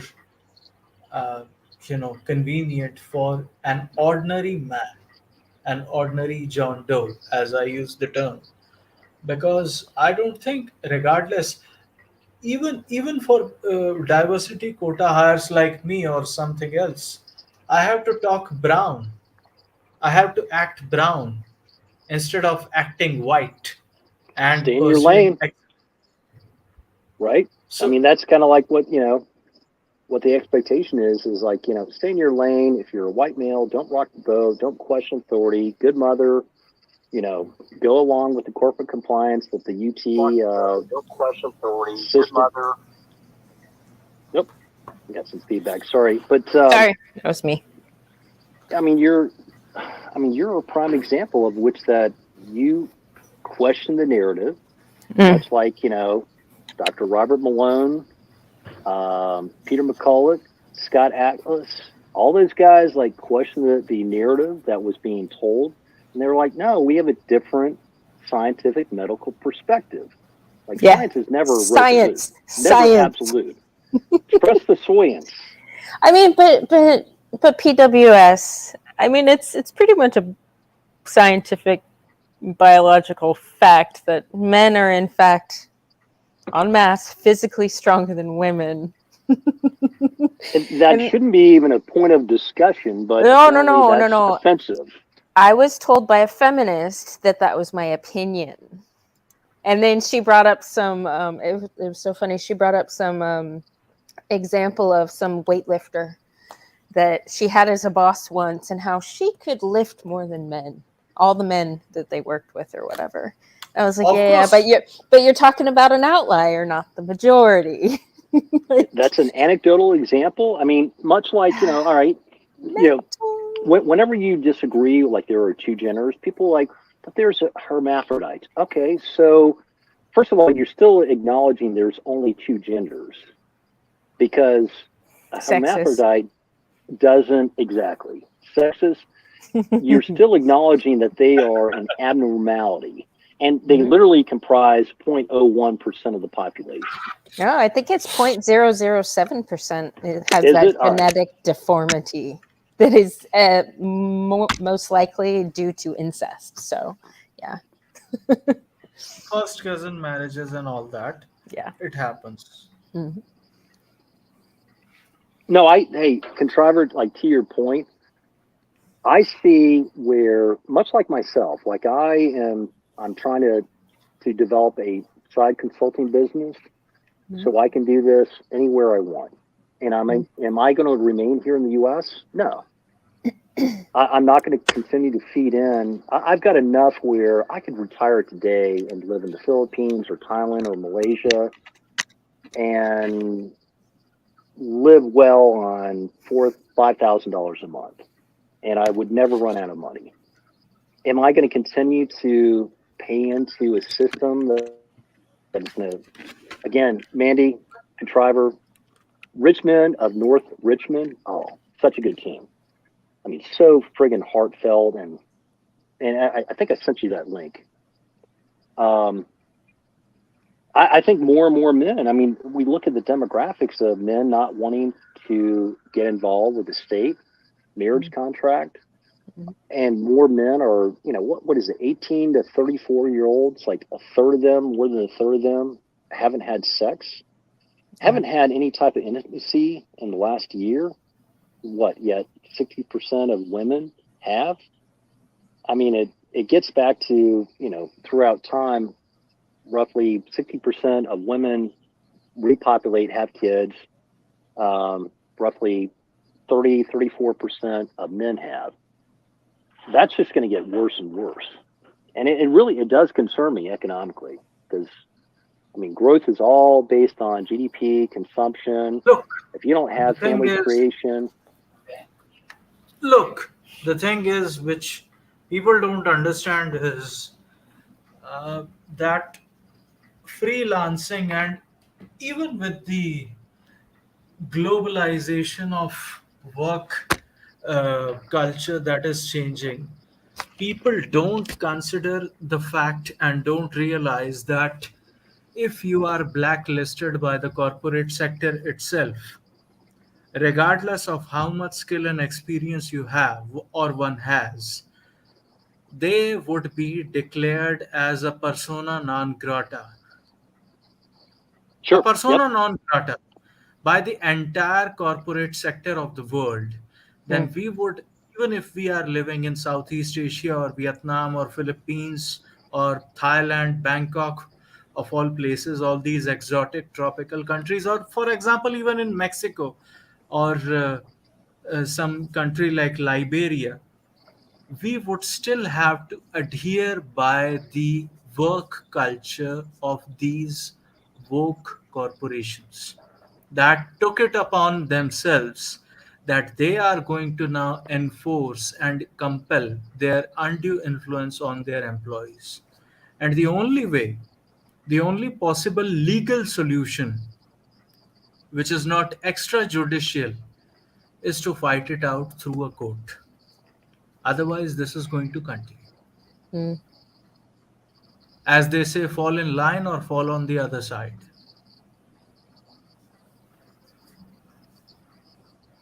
Well, you're more optimistic than me.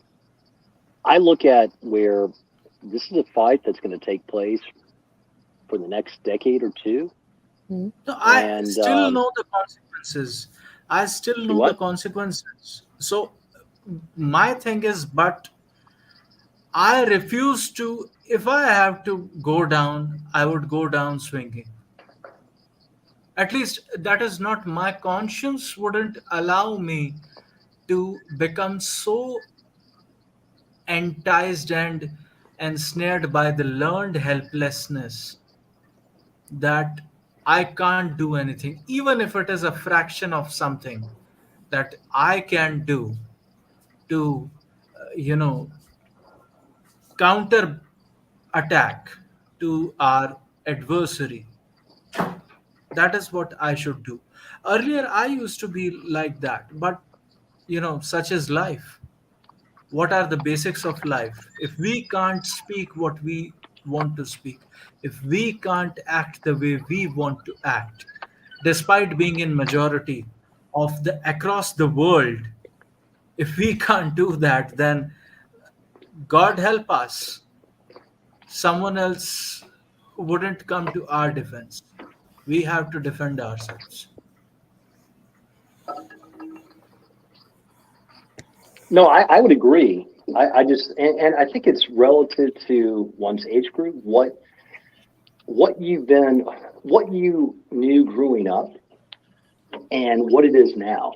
Like I don't know how old you are. Like I'm in my early 50s and I'm in my mid 30s. mid 30s. Your perspective is different than somebody that is just getting out of college. And if you're going to be successful as a man, you've got to comply. You're old enough in which that you know what it was and how things have changed. Mm. Those Yes. young people coming up, those young men have they've been under the bootstrap of third, fourth wave feminism Yeah. ever since they, graduated from high school. Hell, even before that, they were indoctrinated way before that. So they're not going to be the ones that are fighting. It's going to be, your Gen X. Now, I am thankful that Gen Zs are starting to wake up and going, you know what, this is, there's something not right. Yeah.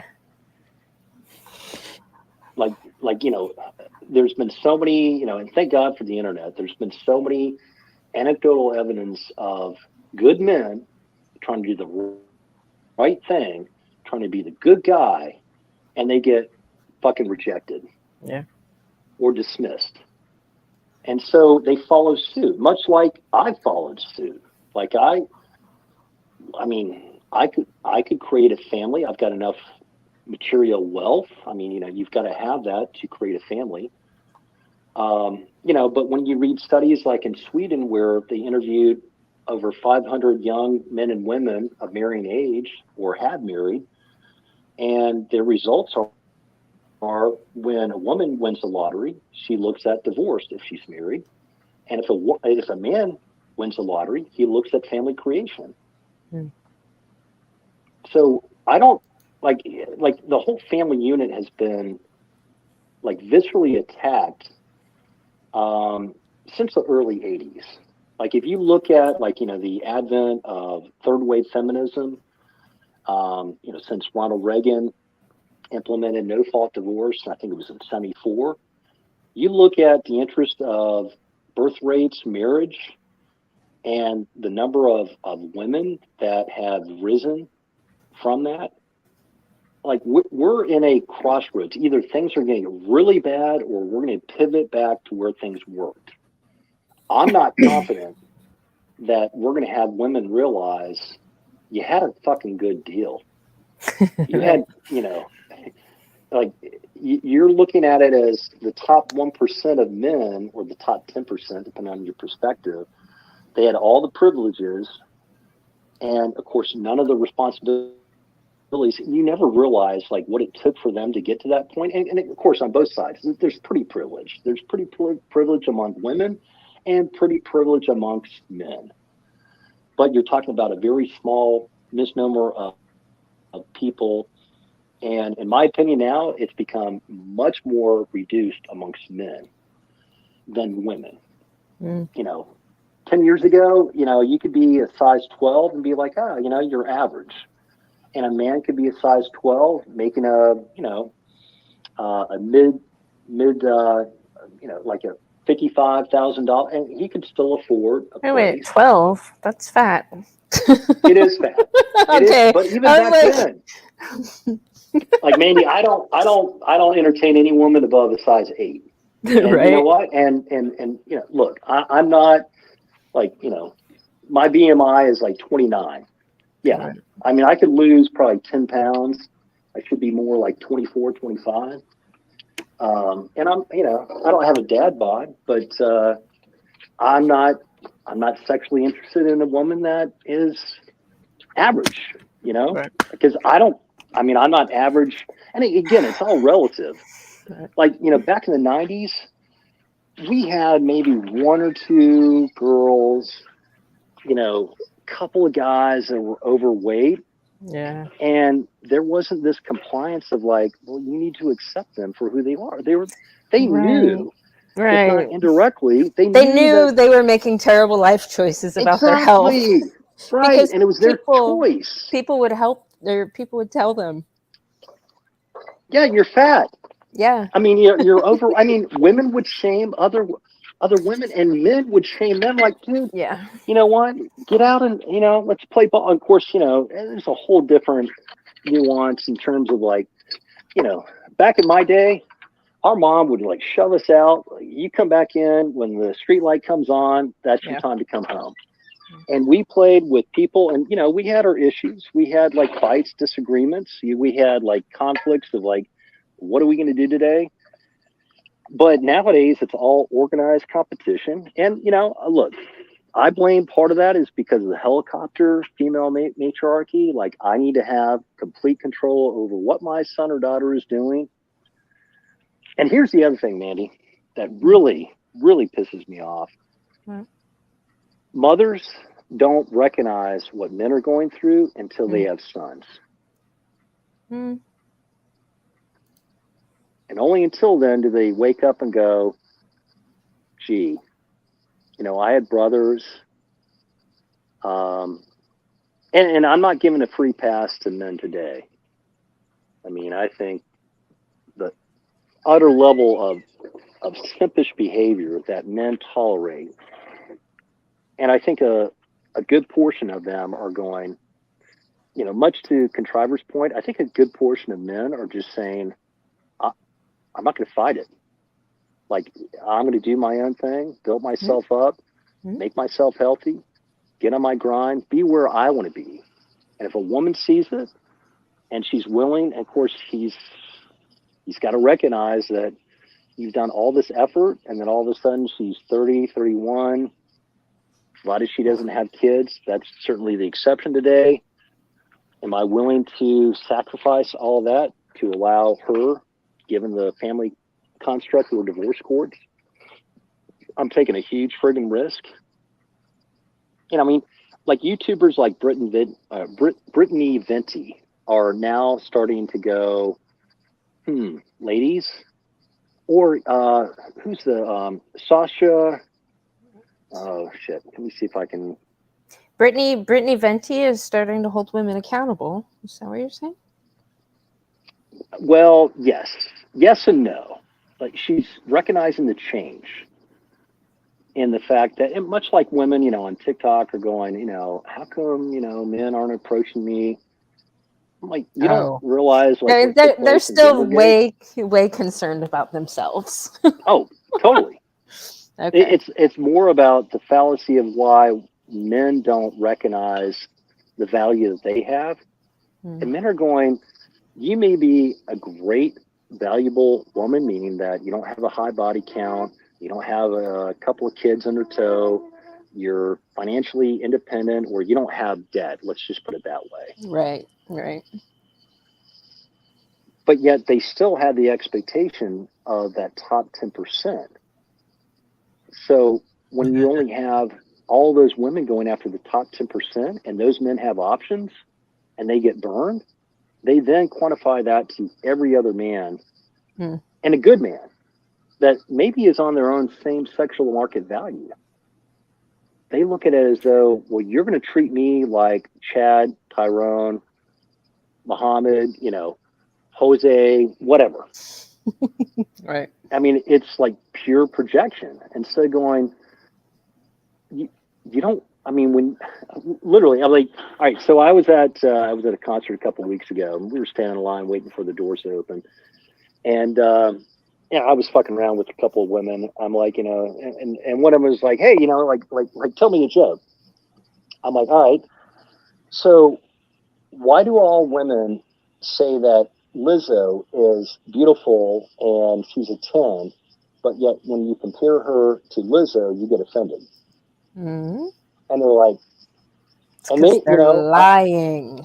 there were four of them there, and there was one that was offended because there's like, no, it's what's on the inside that counts. I'm like, well, I'm not even getting into the whole banana issue that Lizzo's been, but let's just look at pure beauty aspects, not content of character. But thankfully these three other women are like, yeah, I can see that as a double standard. I'm like, have you watched It's Complicated channel? Oh, I love his channel. Dude, that guy should be a DA prosecutor. His I follow-up know. questions I are know. spot on. I Can know. I just mention a statement of fact? Hmm. Brittany Venti, and this message has been sent to me ironically this morning. She is in a relationship right now with that bastard, that backstabber. Think before you simp. Yep. But the person before him, uh, when she was doing nude Snapchats behind her ex boyfriend's back, she recorded his mental breakdown and laughed about it at the same time.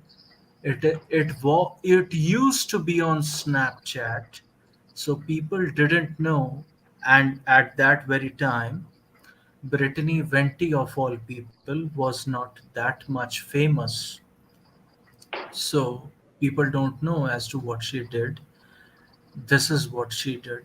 She recorded a man's mental breakdown who was supposed to be her boyfriend, the love of her life, behind whose back she was doing nude Snapchats just because some pennies were thrown at her.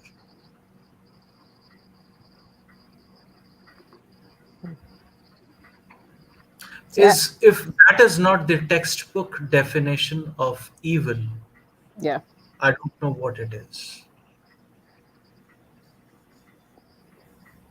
Well, and Contriver, I'm not familiar with that, but you look at Malia Khalifa, the porn star, Uh, and uh, she's she's literally all right, been married twice, engaged three times. She's now offering marriage advice. I mean, women, and again, I Wait, don't blame. wait. That whore is offering marriage advice. Yes, I mean, I PWS, like look. I mean, PWS, Google listen, it. listen, Like it's listen. If people What? like that perra loca puta madre, real femme sapien could provide marriage and counseling to men in general, just to make a fortune out of it, the one who monkey branched while being in the military. And that yep. is why I say women have no job being in the military, but that Yeah. is another topic. Yeah. If Well, she hey, could hey, give a marriage advice, who better would be at a marriage advice than a woman who does it professionally on camera? well, I mean, Contriver, look at Courtney Ryan, right? And Hmm. I would say that like real femme sapien, like she self acknowledges that. I mean, well, she wouldn't acknowledge that she monkey branched, but she did. I mean, she got a guy that's in his 50s, well established. Again, I don't have any problem with that, but she No, no, no, literally no, no, wasted no, no. her I youth. have with the greatest possible respect for you, sir. I do have a problem with that because then don't have these, sapien novel indoctrination of boys that, and they lived happily ever after. Well, here Okay? I will Because clarify that. for So all better right. or So worse, the marriage vows which we take, like for better and worse, for sickness and health, till death do us apart, that loses its relevance in that regard. so Or the meaning of contriver. the four-letter word called love itself, meaning loses its relevance, All right. isn't So it? let me clarify what I said. I understand why she did that. I think it's Okay. hypocritical that now that she has a top, Yeah. again, much like Courtney Ryan, and then her boyfriend or husband rather, again, much older, much more established. He's a watch, dealer or whatever, um, makes tens of thousands of dollars per month. Courtney Femme Sapien, just she acted on her own best interest. Much like men do the same. Like we want a beautiful, youthful, fertile woman that we want to fuck. And Yes, there's but not the thing anything is, wrong with the that. difference is, no, it is not nothing wrong with that. The thing is, if we have the wherewithal to support more than one woman, we could support and we would like to support legally more than one woman. And that is the thing. We want quantity. We are quantitative, not qualitative. Women are qualitative. So the man they choose at the first instance should be, could be able to grow. And men actually grow during between the ages of 45 to 55, generally speaking. And Right. during their peak, if you take a man, I mean, these 18 to 25 to 35 to 40, all these kids, they don't hold a candle against a man who has, you know, been through experiences. So that is why, that is number one. And number two, I'm saying, in a more ideological sense, the relevance of the four-letter word called love, or the relevance or the sanctity or the sanctimonious nature of a world called marriage or a relationship loses its relevance when we try to, say that this is what they did and this is what men do. Men still don't leave their women, even in the most dire consequences, even if they can't even have, uh, even if they are in a dead bedroom. I mean, many of the marriages are in a dead bedroom, but just because they have had children with their loved Well, yeah, ones, I was going to say, they like don't the anchor like point to leave is, so much. Yeah. the anchor point for most men is that if I decide to leave her, I lose access to my kids. I've destroyed the foundation Yes. that I've spent 15, 20 years building up. They know that intrinsically. They know through personal or friends, uncles, fathers. Like it takes a lot for a man to say, "I've had enough. My Yeah. needs are not met," and for most men, it's just be fit, feminine, and fuck us. We are so simple creatures, and yet women are like, entertain us, provide, always provide more than what you provided for last year, beyond your constant grind. And I am glad that I see more young men waking up and recognizing the usury aspect, the conditional aspects of relationships, and going, you know what? I was that good man when I was in my 20s, 30s, maybe even 40s. And I did all that and it still wasn't enough. Or I was married, I was with her for 20 years. All of a sudden, on a whim, she decides that, she met this guy on a business trip. You saw that article where this woman blew up 14 years marriage, two kids for this guy that she met on a business trip. He dumped her. Instead of going, you know what, you made a poor choice, lady. No, men need to be different. They need to accept accountability. I'm a single mom of 2 kids. My kids come first, but you need to make me as a priority. I'm not going to give you any oversight of where our family goes. It's just pay our rent, pay for my kids, pay for my nails, my hair. Like, I mean, thankfully, like, all right. So I was a huge Tom Likas fan, and even though I listened to him, back in the late '90s, 2000s, or whatever, I still got married because I'm like, hey, you know what? I can negotiate and manage this properly. I got burned. Short year, 2-year marriage. I got. I mean, it cost me a couple $100,000. And thankfully, because of the internet, more men are waking up, and which was why I think that I go to a lot of music fest. I would say 80 to 90% of men are on their own. They're willing to entertain, the whole hippie thoughts and have fun. They're not bringing their girlfriends there. The older 45, 55, 60, yeah, they have like their wives, longtime girlfriends there, but the vast majority of guys under 30, they're on their own. Like they're camping with, 10, 12 other single guys. And yeah, they have the women over and, they drink their whiskey and smoke their weed and we all have a good time. But most of them, I've asked them, and I've asked some of the women there, like, do you really want to be here? And, they're in their mid 20s, late 20s. Like, do you want to be here when you're 35 doing the same thing? She's like, no, I want to find somebody that I can settle down with. Well, the thing is, the men they want to settle down with don't want to settle down with them, No, exactly. because it They have has options. become a game. Yeah, I mean, who wants to settle down when they are the hot commodity, be it a man or a woman? Well, and, I mean, in my opinion, it's more than that. It's like, if I settle down, if I commit at her whim or choice, she can exit and she's most likely going to get some type of compensation for that time that was spent with him.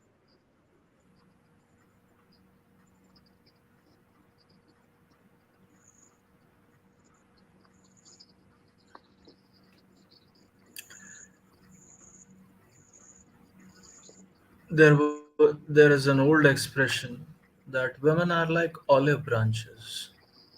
They just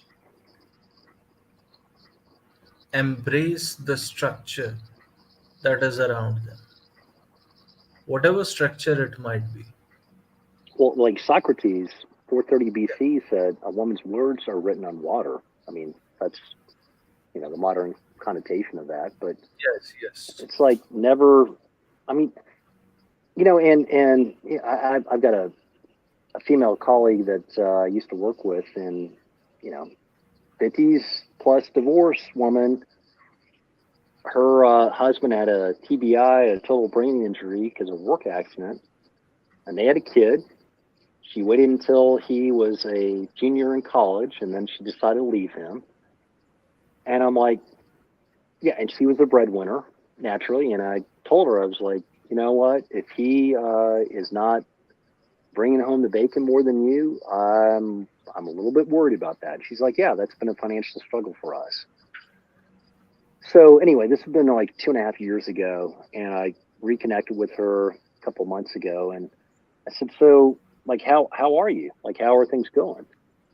And she's like, Curly, if I knew where I would be at now, I don't think I would make the same choice. And I just said, Michelle, I get it. I mean, fortunately, I hate to say this, but I've heard this from a number of women that I was friends with, and I still consider you a good friend. But if I were to tell you, don't do it, you would be like, you know what? I need to live my life, live my dream, eat, pray, love. But now that she's actually in a situation that, I mean, it's already been resolved. They've been divorced. She's like, she regrets the fact that she destroyed the marriage because her husband worked at a gun shop and was a gunsmith armory guy, and he probably made, I don't know, 40, 50,000. She was making, I don't know, I would guess anywhere 80 to 95,000, and she just wasn't happy. And I'm looking at her, and I've seen pictures of them. I'm like, I'm sorry to say, like, Michelle, you are not the epitome of fit.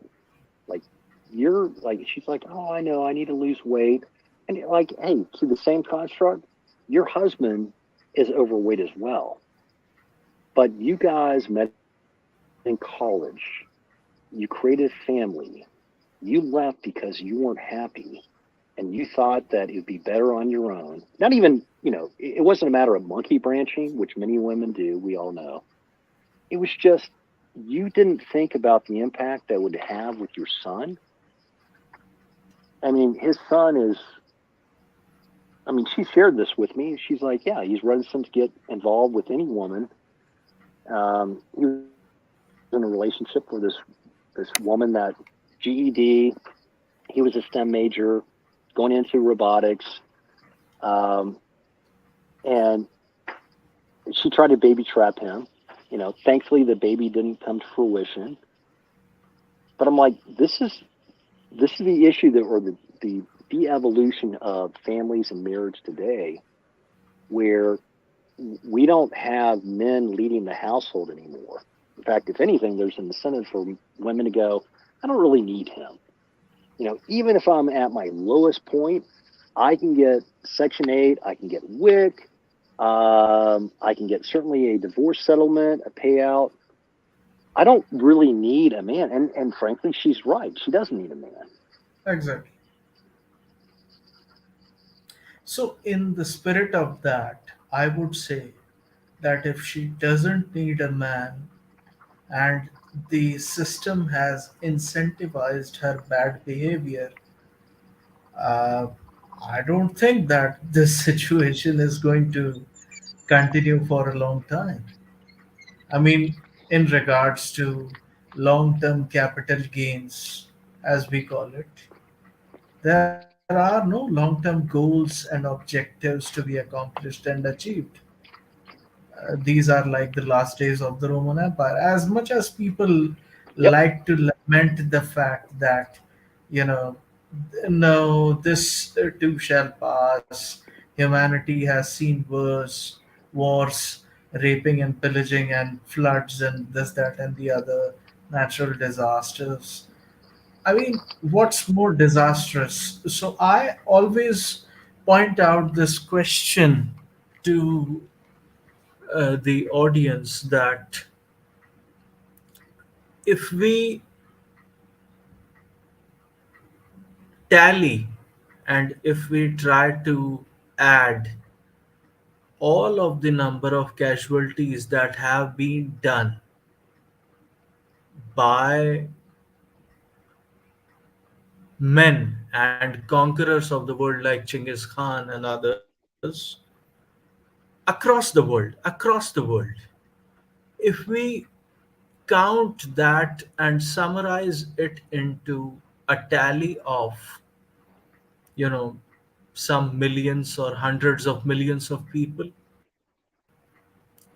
do people know that according to United Nations, when abortion was legalized in worldwide,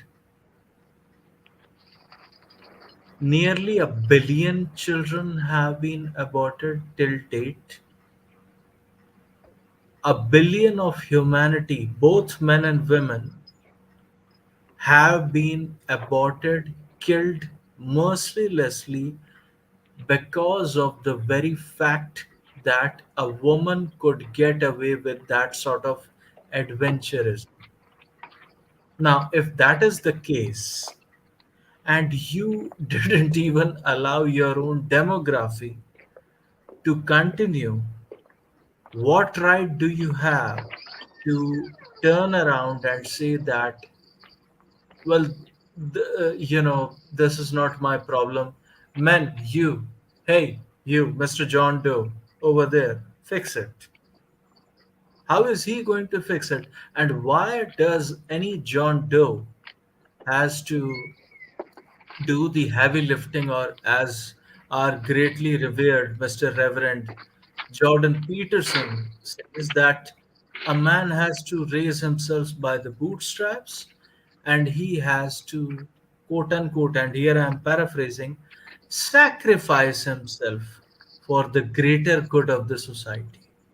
This greater good of the society, this utopian vision that we envision every once in a while, why does it only lead to men sacrificing themselves and doing the heavy lifting, even for a society that is quite ungrateful towards them, even a society that does not even want to listen to their genuine grievances? There is no sort of course correction in any way, shape, or form possible. None whatsoever. So No, why no, does a man have to go through the trials and tribulations of the world and life experiences just like his ancestors did, so that he might be able to be of some expendability and some use, just like a disposable sanitary pad for a woman is, just no. I like a think man is for the men, state men itself. men have woken up to the fact that usury was the basic premise of access to sex and offspring. And it used to be where part of that usury was, yes, I'm going to have to be the provider, the protector, the provisioner for that. But in exchange for that, I've got some type of family creation, some legacy. There's an investment of which that I sacrifice in order to grow that tree. Nowadays, it's like a woman can say, you know what, it's a small sapling. I'm not happy.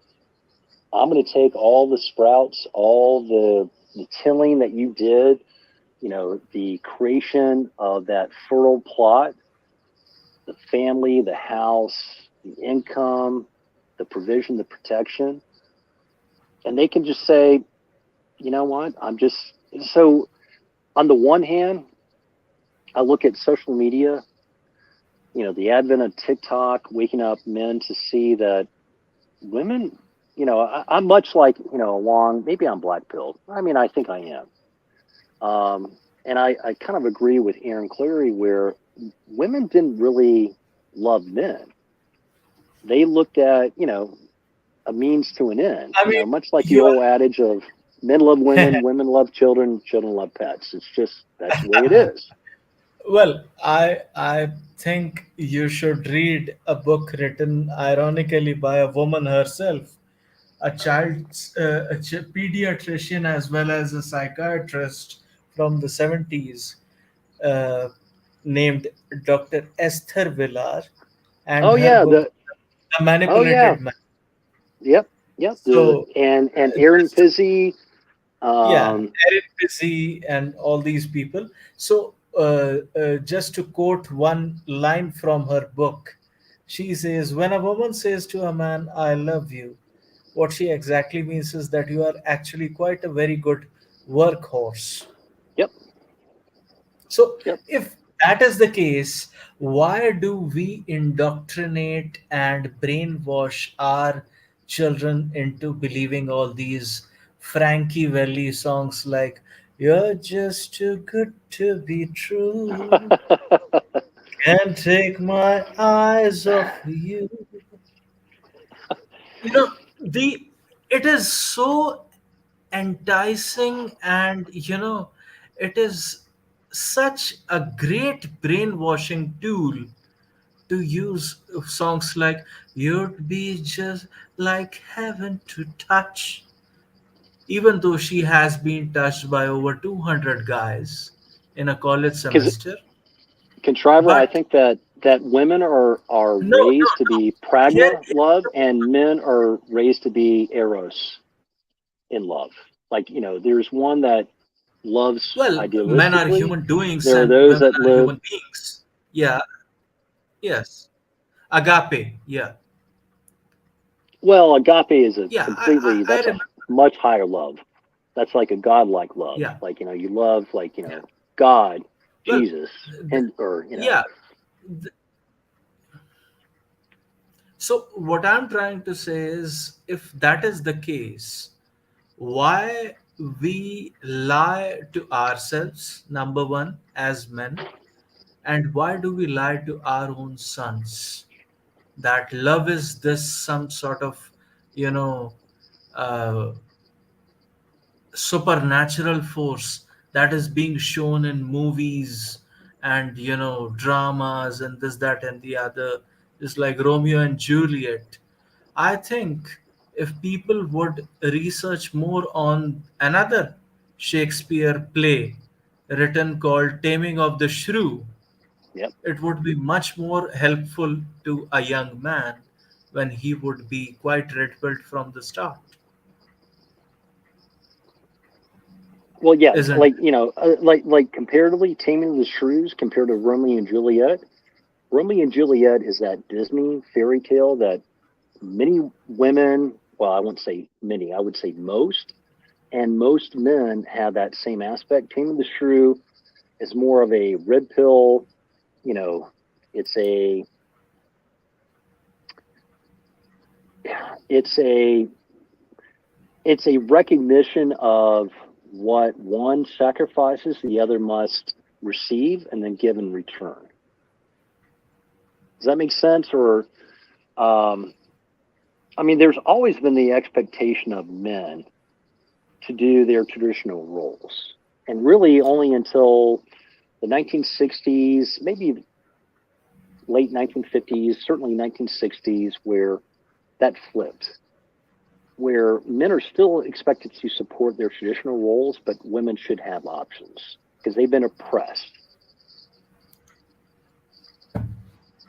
I mean, women became the choosers instead of being the choosee when it came to, sexual intercourse and Well, physical they've always been that sexual way. encounters. I Yeah, mean, I mean, they've always. people Oh, okay.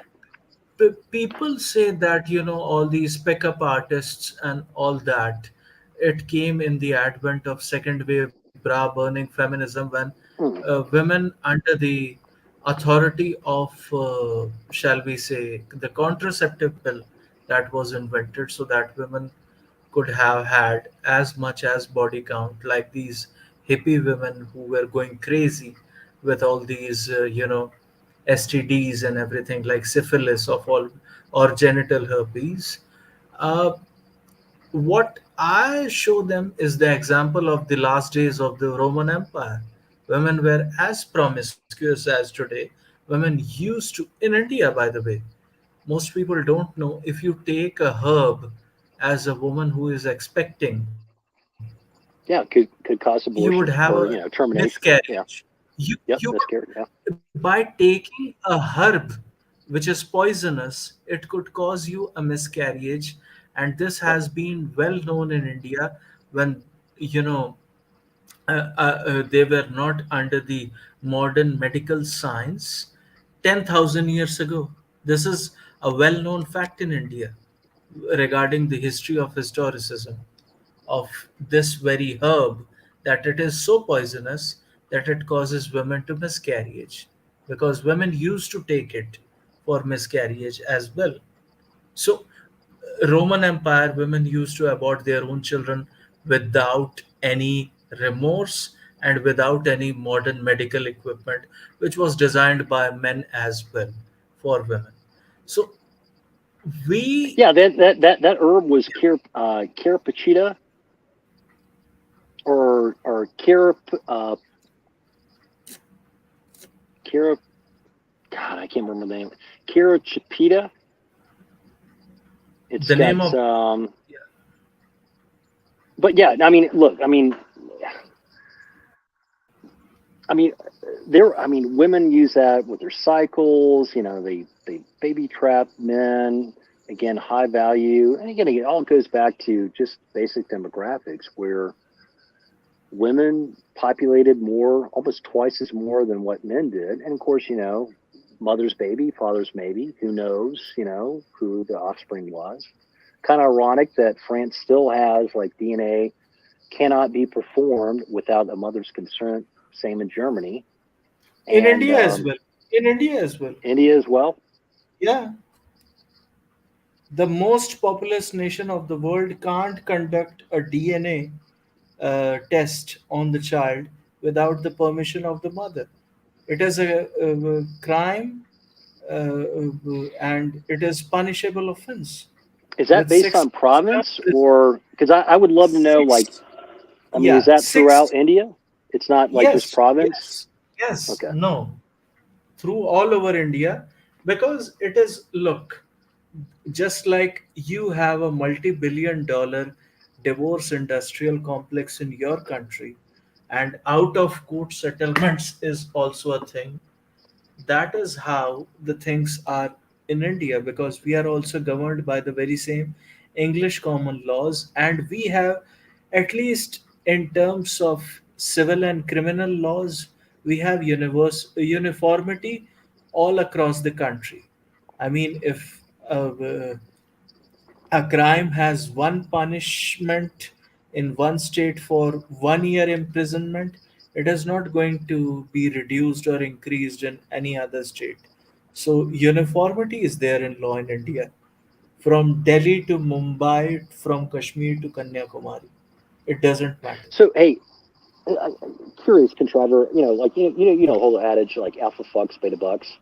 Yeah, How much of that is influenced based on your caste system? And I know that's a somewhat antiquated aspect, yeah, but it still yeah. exists in the provinces or the rural provinces, right? No, no. The thing is, look, uh, before the Britishers, let me just elucidate for the people in the audience as well as to what is the caste system. So, what used to happen is, the people used to, in India basically, they used to have a Varna system, which means decentralization and classification of authority structure of how to run a civilization.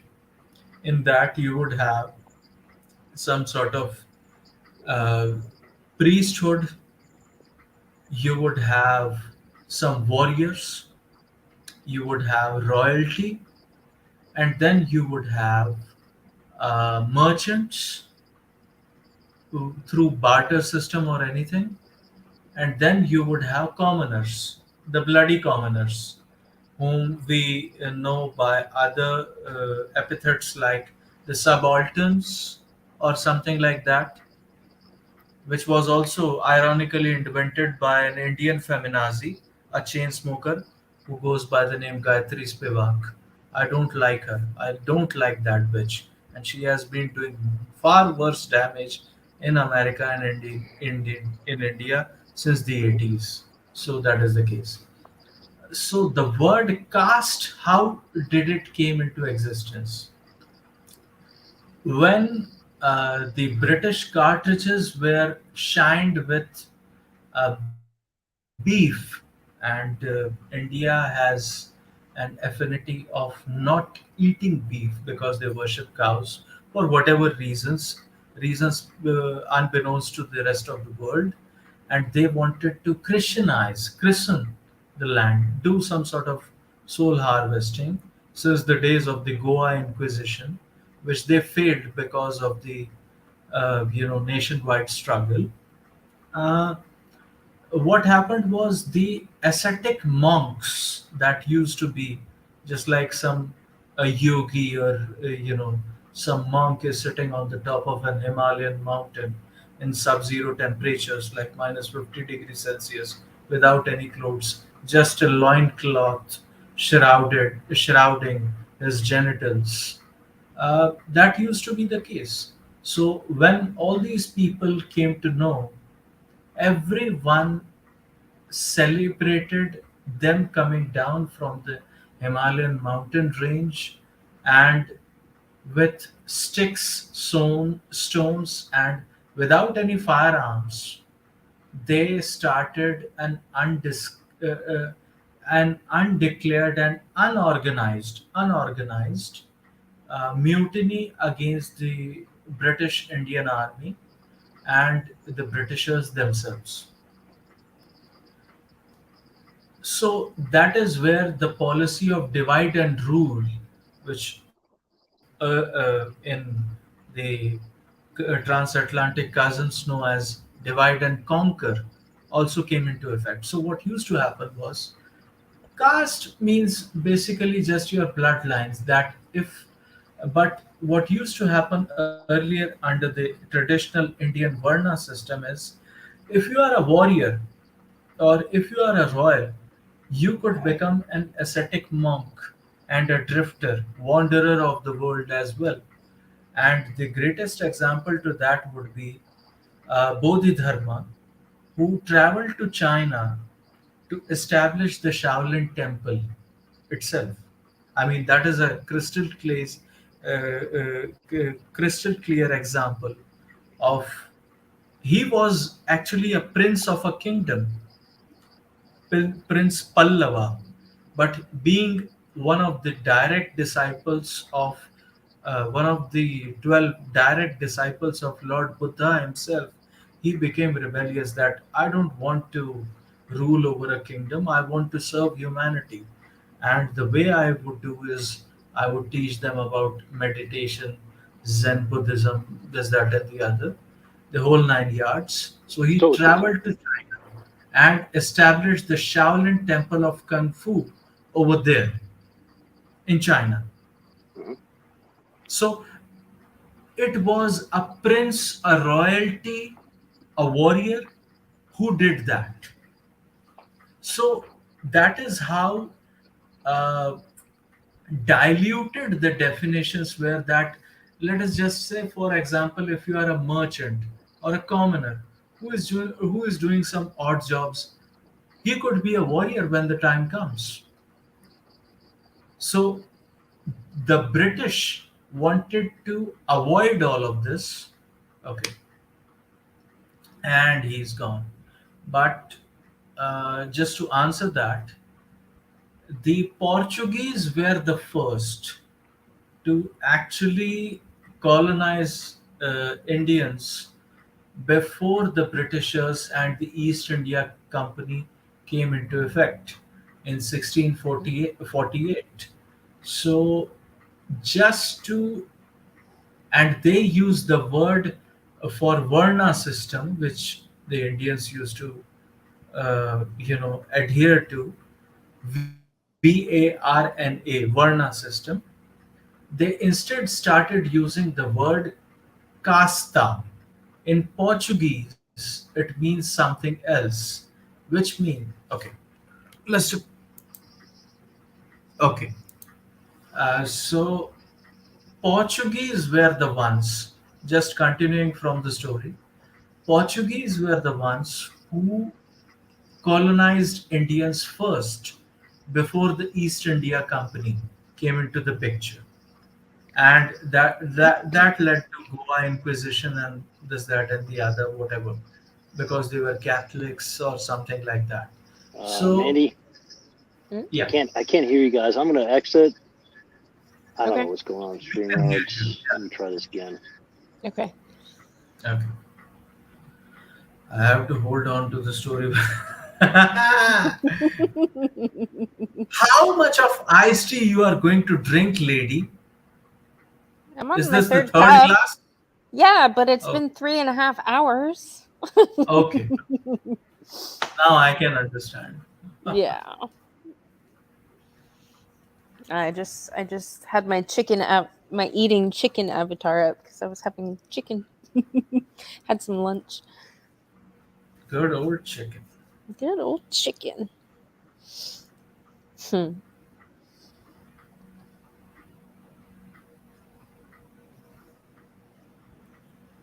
I was enjoying the So, history lesson.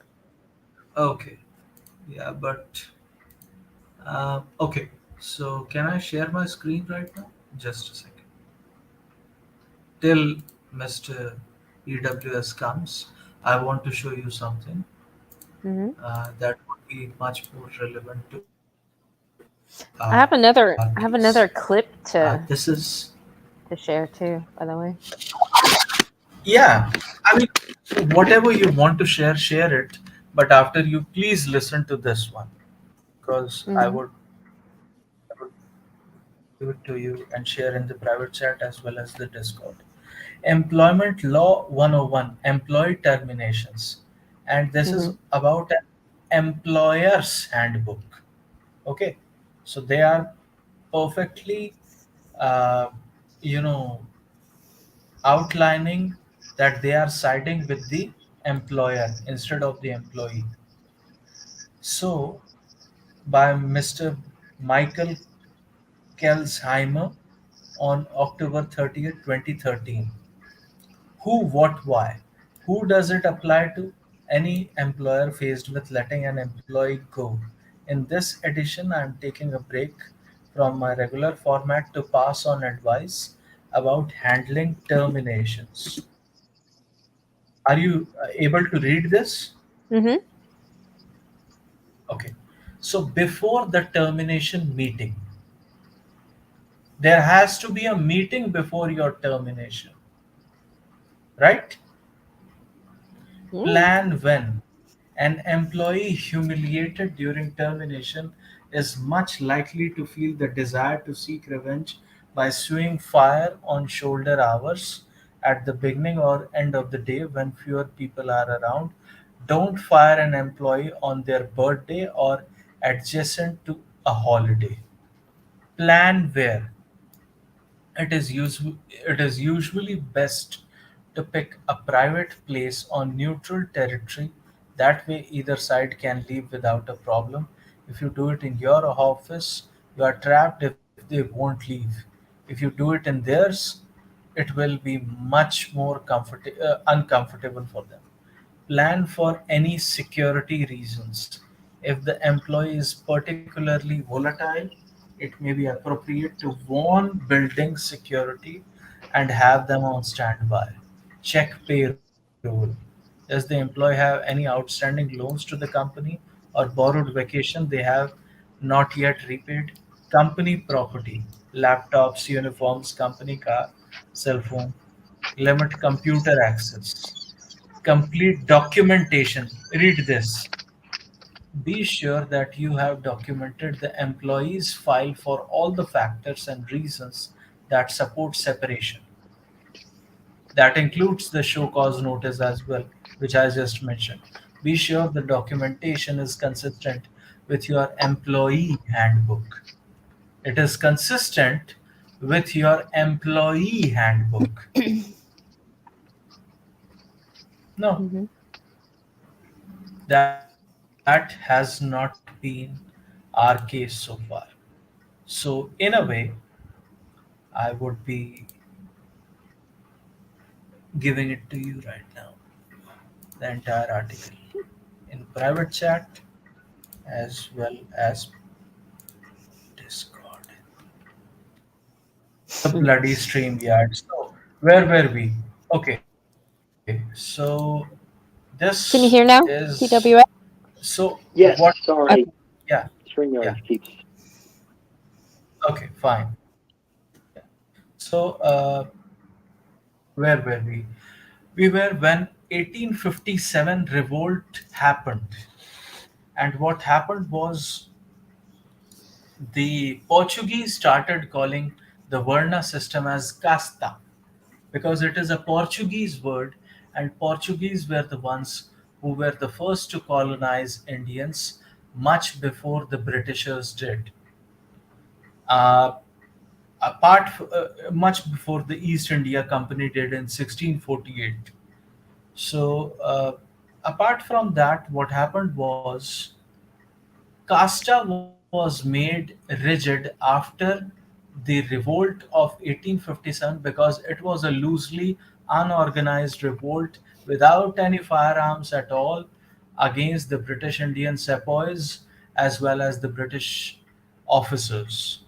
Now, what happened was if they sniffed that if we are going to continue like this, these people are going to ran through us and they are going to hound us out of their own land. So let us make them keep fighting amongst themselves on the name of their own identity.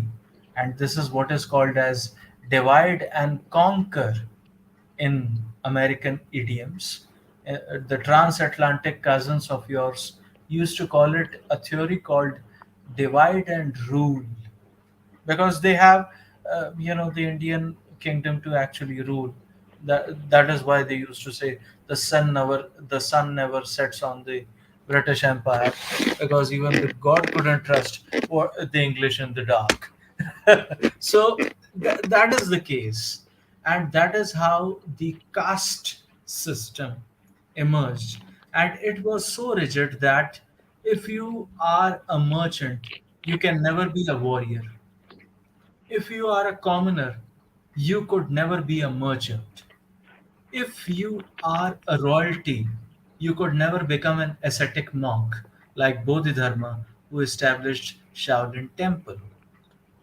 And that system prevailed, which continued for infighting amongst people instead of looking towards the colonizer, who was just trying to quote unquote administer the problem at hand while working with the princely states to ameliorate the situation between them. So that was, in effect, the caste system and the proverbial caste problem, which was cultivated, and which was not very much relevant before it got cultivated. Now, I'm not saying that there were not tribes fighting each other. Tribes always used to fight each other.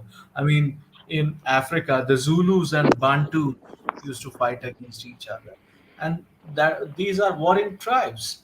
I mean, even among native Indians, the Yaqui tribe is fighting some other, uh, whom they call as the Pocahontas tribe or something like that. That is the case. So tribes used to fight each other, even amongst Celtics. Some of the Welsh Celtics and some of the Swedish Celtics and some of these other Celtics used to fight amongst each other. That was the case. I mean, tribes used to fight against the Roman Empire and Julius Caesar. Orphan Jadirax, he used to fight against Julius Caesar. That was the case. So it was So, just so like that. nothing that took place back then is anything that should be shocking to today. Divide and conquer. Divide and rule. Yes, it's the easiest way to subjugate your factions to fight amongst themselves instead of ruling over them per se. Yes. Yeah. Yeah. I mean, this is very much in the records specified in the House of Commons, which is in Whitehall, London, as well as the transfer of power agreement, which was given Well, uh, from white Britishers to black Britishers in India, their legatees. So that is the case. That is why English common law is what rules us nationwide in India. I could vouch for this country where I live in. India is ruled by the very same laws that were introduced since the 1800s. Uh, Plus, they have been localized in a way to give that some sort of an indigenous touch, but it is the very same old Steve Austin and other jurists who would actually introduce the English common law, including some of their transatlantic cousins.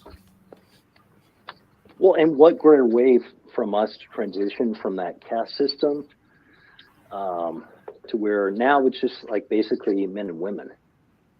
Like our political elite have done such a fucking good job Look, of every dividing. I mean, generation. to where it's not even men are fighting amongst themselves. It's now the gender wars and transgender wars. Oh yes, oh yes. And look, youth need something motivating, so they fight for Purpose, yeah. LGBT because they want to fight for the fight itself. Instead, if you have had some, traditional, just like in Russia, they have a very good culture of sparring and martial arts and UFC, MMA style competitions over there. That is why all these Russian breed of fighters like Khabib, Nurmagomedov, and others actually come along because they have invested in that culture. Otherwise, they wouldn't be able to sustain. Their demography is going to self implode. Yep.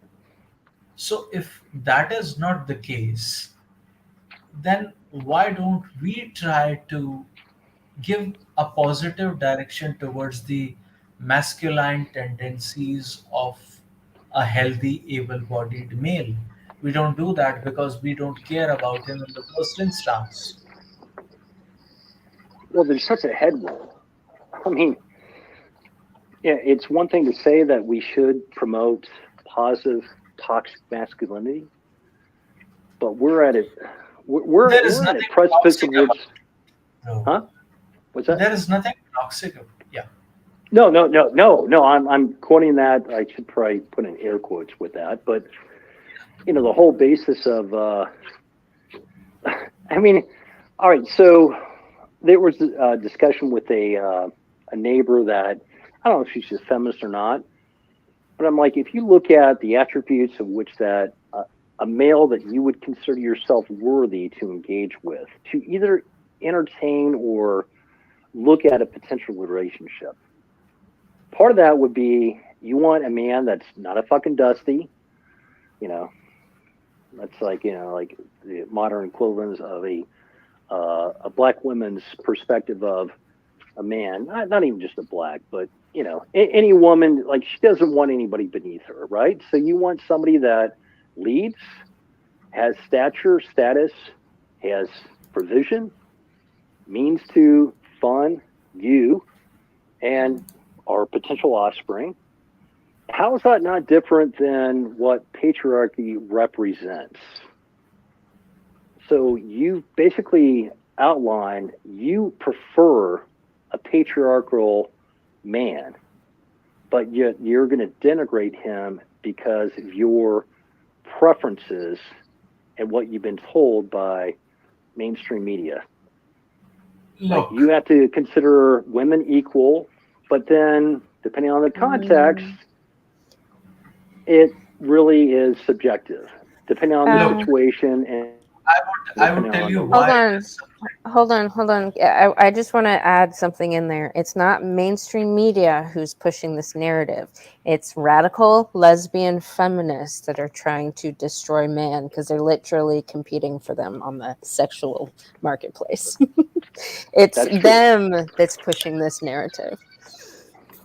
So, Well, I would Well, I would somewhat disagree that I think that construct that, like, the legacy media promotes, that most women fall into, because they don't really look at things more esoterically other than what's given to them in a 32-minute soundbite. And then if it ticks their trigger of, like, I agree with that, I'm going to continue to watch it. And, CNN knows this, MSNBC knows this, The View knows this. If you challenge the female narrative, right. You're going to lose viewers, or you're going to have people, like, be pissed. Yeah, but fundamentally, it's these feminists that are making those calls and pushing that agenda. They're the ones that are tapping into the emotional fucking feelings of the women, Yes. and they're controlling the women. Yes. Yeah. That's why I'm like, what? Why are we letting the feminists destroy the patriarchy exactly? Because we're letting them do it. Well, we got a they lot of have weak done. men, and corporations know that GDP No, spending is no, all based on what women and men allow that. So no. There is a good old KGB defector Yuri Bezmenov video about it. Mhm. He said that, and good mother and I have reacted on that. He said that this is what has been professed since the French Revolution, because equality aspect is sexy to those who are unequals. Because if you are underneath someone in terms of latent potential, you would Mhm. certainly try to pally up to or catch up to them, match their potential in terms of artificial made and superimposed equality. That is the case, and the entire world is subsumed with this sort of equality aspect of it. And he gave an example here. I'm paraphrasing Yuri Bezmenov. He said that some men are tall, stupid, and handsome, and some people are short, bald, and smart, because he was short, bald, and smart. So that is why he said that. Yeah. And he said, if you are making this podium where I am standing right now, if you are making this with uh, $5, are you going to try to be equal to someone who is making $12? Yes. Are you going to be try to equal to someone who is making this podium for $4? No. You want to try to be equal to someone who is making more, isn't it? That is what insinuates and instigates a human tendency called greed, which he called as greed. Mhm. That is the case. And Yuri Bezmenov clearly outlined the system where only and only there was a power outage or something in New York, and several children died of poor people, by the way, because some electricians and some truck drivers actually conducted a strike. So ultimately, we are doing a disservice and a harm to ourselves. We are putting an axe on our own feet instead of delving deeper into the problem as to what it really is. It is all about greed, it is all about equality amongst superiors. It is not about equality of the unequals. It is all about, uh, you know, tyranny of the weak, as I call it, because it really is. Yeah. Only weak don't have any virtue, because by definition they are weak. They are supposed to be, charming and lovable towards the rest of the humanity. Mhm. Otherwise, they would be put down by the buffaloes. Only and only strong have a virtue. Why? Because they have the option to go berserk. Right. So, who are strong? Men in general, as good mother clearly pointed out to the bloody HR. The fat And ass HR bitch. who thinks that she could lift as much as a man? She couldn't hardly lift herself from the chair, but that is another Right. matter. So, Right. Mr. PWS, that is the thing. Mhm. Equality creates some sort of false illusion amongst weak people or a bunch of weaklings that they are somehow equal Mm. towards a stronger individual. Imagine if a deer was saying to a tiger in the jungle, well, I'm equal to you because someone else superimposed equality on myself. Uh, It's that fine. is He'll be not back. how, yeah, but that is not how the animal kingdom actually works. Mhm. And that is not how the hierarchy of even a human system actually works. There is someone at Right. the top, there Yeah. someone at the bottom, Mm-hmm. and we are much more in the projected steep curves, whether it is bottom and whether it is top. So we Yeah. are both on And every end. But the thing is about the bottom, and it is never considered the case. Yeah. yeah. That's what I find so funny about these women in these leadership positions. It's like they're there because men allow them to be. So they're only given that privilege. And when more men wake up and start removing these preferential treatment privileges, because now, especially my governor Abbott has literally banned diversity, inclusion, equity stuff at the university level here in Texas. But Well, then that's going to ha- trickle down to all the corporations. By the way, PWS, your camera's on. yes. Just Stop the having camera, sir. technical difficulties. Yes.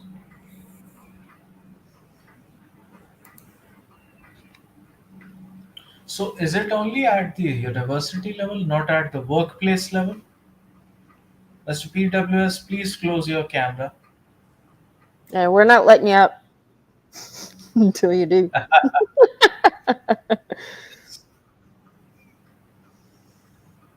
I think his thing froze. Yeah, it's fine. It's fine. It happens many a times. Yeah. People are going to get used to shitty internet. Mm, Mostly slow. Whatever. If it works, it works. yeah. Uh, so, good mother, Mm, have you have you just don't say it, we would talk afterwards, because if you have,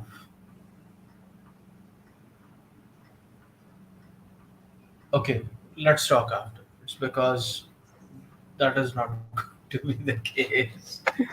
I mean, we should not reveal our cards to anybody, mm, be it a mm. friend or foe. And yes. Okay. So, by Well, the we way, we can end this stream. It's oh already yes, we been can. 4 hours. Yeah. 4 hours, and let us not count the 1 hour earlier when we came along. Right. Oh, I did want to tell PWS, thank you for coming up and sharing that story. It's Thank you, always good sir. to hear about other people's experiences. Fortunately, it sounds like the court system was not very I mean, it's not Court system, it's not surprising, but not very helpful when it comes. Okay. court system His is avatar. never help. Yeah, court system is never helpful towards men in general. Mr. PWS, PWS. can you hear? Yeah, sorry guys, my Bluetooth crapped out. I had to restart the phone. So Yeah, no problem. Yeah, thanks. I think we're going to wrap this up here pretty soon, but thanks for coming up and sharing that story. yeah, I mean, it's anecdotal, but Mhm. it's I mean, for what it's worth, like you might have a better outcome, but definitely get two different employment attorneys to. I mean, and literally, and no shade, but the fact you're a woman, Oh, even a yeah. white woman, you're going to have a better. I would say that if I was a gay white man, my my employment attorney probably would have a different Yeah. perspective. Yeah. Um, but you know what? I mean, like literally the way I look at it is I don't want to work for that corporation anymore. Like I saw Mm, what they did to my prior director, great guy, understood what I mean, he could do the work that we did and would roll up his sleeves. And these people, these women that usurped him, took his place. I mean, even our even the other women that I work with, I would say 2/3 of them left because they were like, just this is not what we were at one point underneath him. Right. So, you know, and Contriver, great talking to you, dude. I mean, I think you have a perspective that I don't know that. I mean, like an Eastern Western perspective. You worked in the West, Canada. You're back there in India. Just what's sad is that it's not going to change. I mean, No, and it maybe is that's getting life will. worse. Even in India, do you think that Indian multinational companies are not abiding by the very same ESG scores? No, exactly. Like even if they're like like a call center for Prudential, for Fidelity, or for your fucking car insurance warranty service, they call you nonstop. Yes. It's, I mean, it's still the same thing. It's like, oh, Yeah. if you're not woke, like if you don't have like ESG guidance, DEI requirements.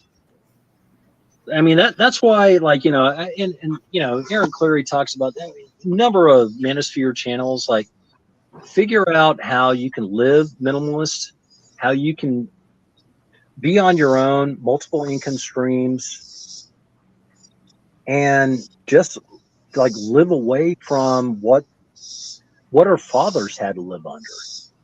Mm. And it's sad because that's not enough in which to provide for a family. But those days are gone.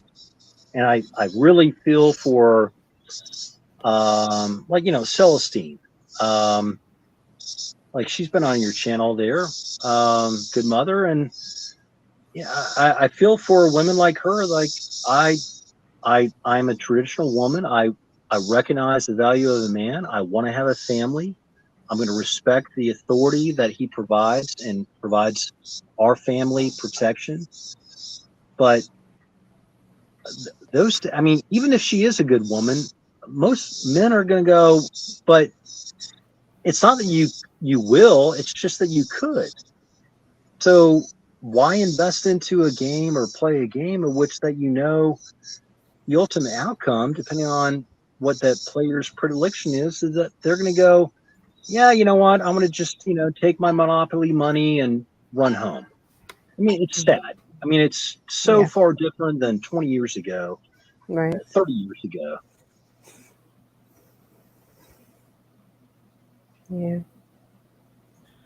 Well, as we say in our own lingo, as said by Stardust, the juice is not worth the squeeze. Mm. I recently, very recently, found out on a YouTube channel called I Swear English. And this is of a British gentleman in his 60s or 70s. And he said, "Hell, hi there, students. We are going to learn about a sentence which enunciates the cards are not worth the candle." It is pretty much the same thing. The cards which we are going to play Mm. are not worth the candle, the Mm. burning candle, because fossil fuel was very expensive back in the days. Mm. That is the case. So the cards are not worth the candle. Yeah. The juice is not worth the squeeze. Yep. Unless and Mm. until people take reins, and by people I mean men in general who are, disillusioned and disenchanted, who are not quite oblivious about the fact that what men go through. Yes, wink, wink, nudge, nudge. Every Prager University, Dennis Prager, every Cato Institute, Hudson Institute, American Enterprise Institute, the Heritage Foundation. Wink, wink, nudge, nudge. They know everything.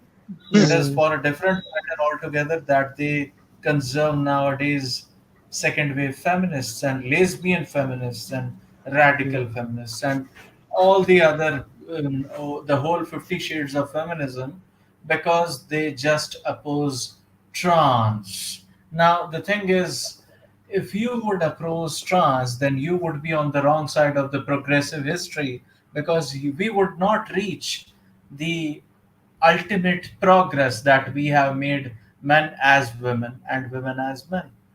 We have emasculated and castrated men to become like women, and we have masculinized women to become like men. Yep. That would Hey, be Mandy. real equality. And if it is not achieved, whoever is in the path, be it on the left or the right, they are the enemies. And we Mm. things are not going to get better. Mm. That's a short Yes, point. yes, PWS. Sorry, I had to mute. No, My dog was ruined. no.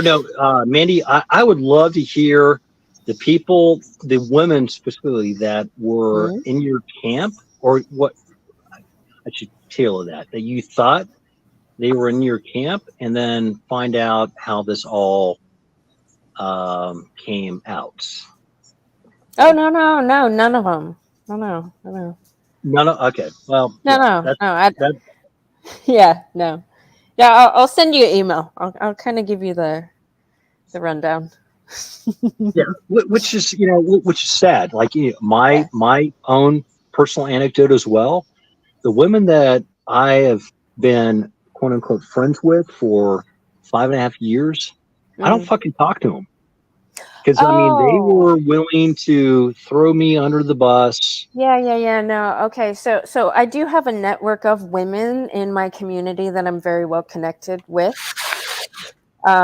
Just not at this specific corporation. Yeah. No, I've told tons of them already, like what happened, and they're like, "What? Really? Like this is bullshit." Actually, one of them specifically works up at Texas A&M, and she like questioned me thoroughly about everything that's happened, and she's like, "Dude, they are so fucked," because she deals with HR stuff and with all the changes that have been going on up there with the removal of the diversity, inclusion, equity stuff. She's like, yeah, they're so screwed. She's like, I bet you get your job back. I If hope you, so. I mean, yeah, I mean, you know, anyway, it's just. I mean, those women that are at your entity, your former, um, they're always looking at their own self preservation, oh yeah, right? no, and for good reason, because I've been on a campaign to get them fired because they're fucking incompetent and they're feminists, and the only reason they were hired was because they're women. Yeah. So yeah, yeah, I don't I really tell you care what, about them. like men need to like figure out like going into a fucking trade. I have a master's. Nowadays I would be like, if I could go back 15 years, I would be like, oh fuck no, I'm not going to work in healthcare. Yeah. Hell no. I'm going to look at ways that I can make things on my own, start my own business, Mm. and work with other men. Yeah. It's Well, sad. It's and sad. then you go into a trade, and then you're relying on and getting supplies from somewhere that's just as bad. Well, yeah. I mean, plumbers, electricians, people Yeah. that like, buy. There are the, I don't know if you follow an uneducated economist, but he works in the lumber yard, and he'll be the first one to admit that the one of his biggest obstacles is getting things processed for builders to get their shit done is Mm-hmm. the HR or the purchasing department, which is primarily run by women. Mm-hmm. I mean, and this guy, I mean, I don't know if you guys follow him. Great, and again, boots on the ground, lumber, windows. Like, if you want to look at where things are going to be 8 to 10 months, maybe 2.5 years out, Mm-hmm. this guy's channel talks about. I mean, he talked about you know, all the PPI or rather the PPP and the construct of where you had like supply chain disruptions. He's look, this guy made me a bunch of money because he said, you know what, we have people that are being paid $600 extra a week under the whole COVID and rent moratoriums. There's going to be a huge surplus of dollars chasing inadequate, like inflation is going to be off the fucking hook. Mm. So sector rotation for me as an investment standpoint, commodities, yeah, and I have not done well with that. But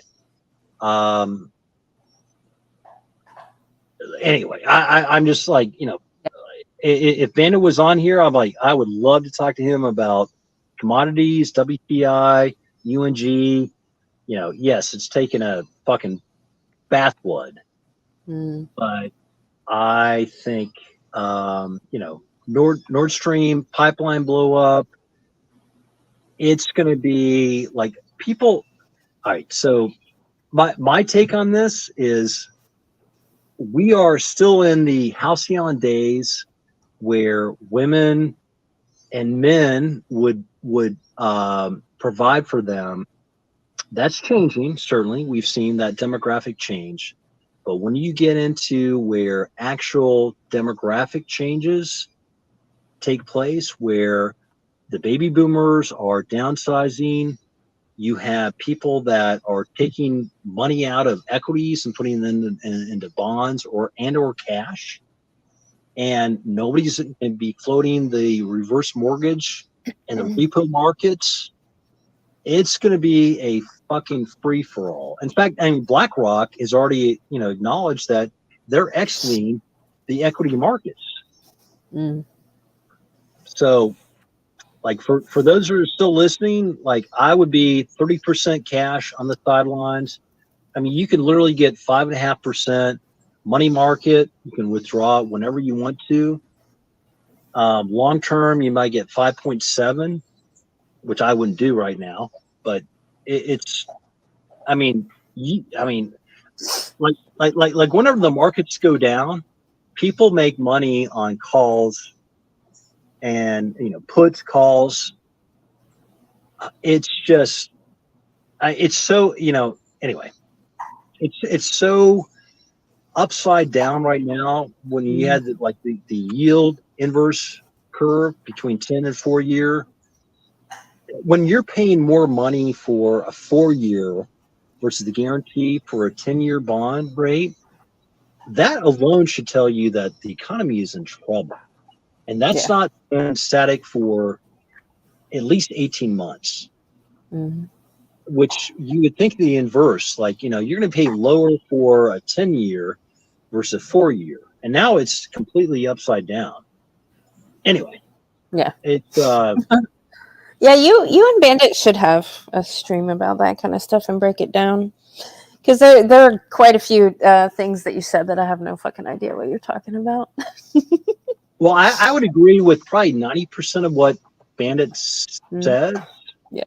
The only issue that I would have would, like, where's your time horizon? Like Bandit, I could see him saying that at 30 years old. If you're 50 or more, I would totally disagree with. I would be like 4 years cash, money market, lettered CDs, which again, I mean, I understand, like, you know, he's looking at, like, you know, the young guy that's like, hey, I'm 25, 30, just fucking dollar cost average, VTI, VO. But part of me is like, you know, you don't talk about sector rotation, which, again, like if you're PWS. Yeah. You and Bandit need to have a conversation. No, I would love. I mean, I'm not going to challenge. Look, he's a very astute person. Yeah. I think that what he comes at it is a very finite aspect of where Anyway, but yes, Yes, yeah, yes, no, yes. I would, no. We were talking about covered calls, and I'm like, I mean, yeah, it's not for everybody. If you're not like knowledgeable about where the market might go, yeah, you're not going to short the VIX. You would probably be better off if you're long term just putting that money into the VTI. But if you're, PWS, you're speaking a foreign language to me. all right, yes, yes. Anyway, I need to end this. My ass is literally falling asleep. So, All right, but I do appreciate you coming up and sharing this. GM And Contriver, both you guys. I mean, GM, thank you for the I don't know, the what do you call it? The parlay that can take place, Contriver. Dude, Yes, sir. your perspective is, it's good to see from like a Canada, India perspective. I mean, GM, like your journey has just begun. yes, She has taken the reins. I finally got one cornered. Finally. She has taken the reins. Yes. Anyway, thank you very much. Thank you, Contriver, for coming up too Thanks, Ma. and Anytime. giving the legal and financial, history lessons. So, all right, I'm gonna end this. Everybody, thanks for being here. Braxton, Kush, JR, as always. Johnny Midnight. I saw Angler, my brother. Yeah. Angler. Takahata. Somebody from Germany, I guess, stopped by. Haven't seen that one before. Woody. Mr. Woody BVS. Yeah, Blackface Silver. The And cybernetic samurai. Yes. Now I can't wait to see And, his new content coming up. Should be funny. And there was one from India, by the way. He wrote his name in Hindi, which means Rakshasi Raj Hai Aaj, which means basically he's a younger brother of mine. I know him very well from the Okay. Telegram groups and so on and so forth. So that is Okay. why. Yeah. Thank you. Bandit and Outlaw was here earlier too. And my brother from another mother. Yeah. Emmanuel. Oh, I know Emmanuel. Hey, Contriver, if you're in the Oder province, I live in a northern state, sir.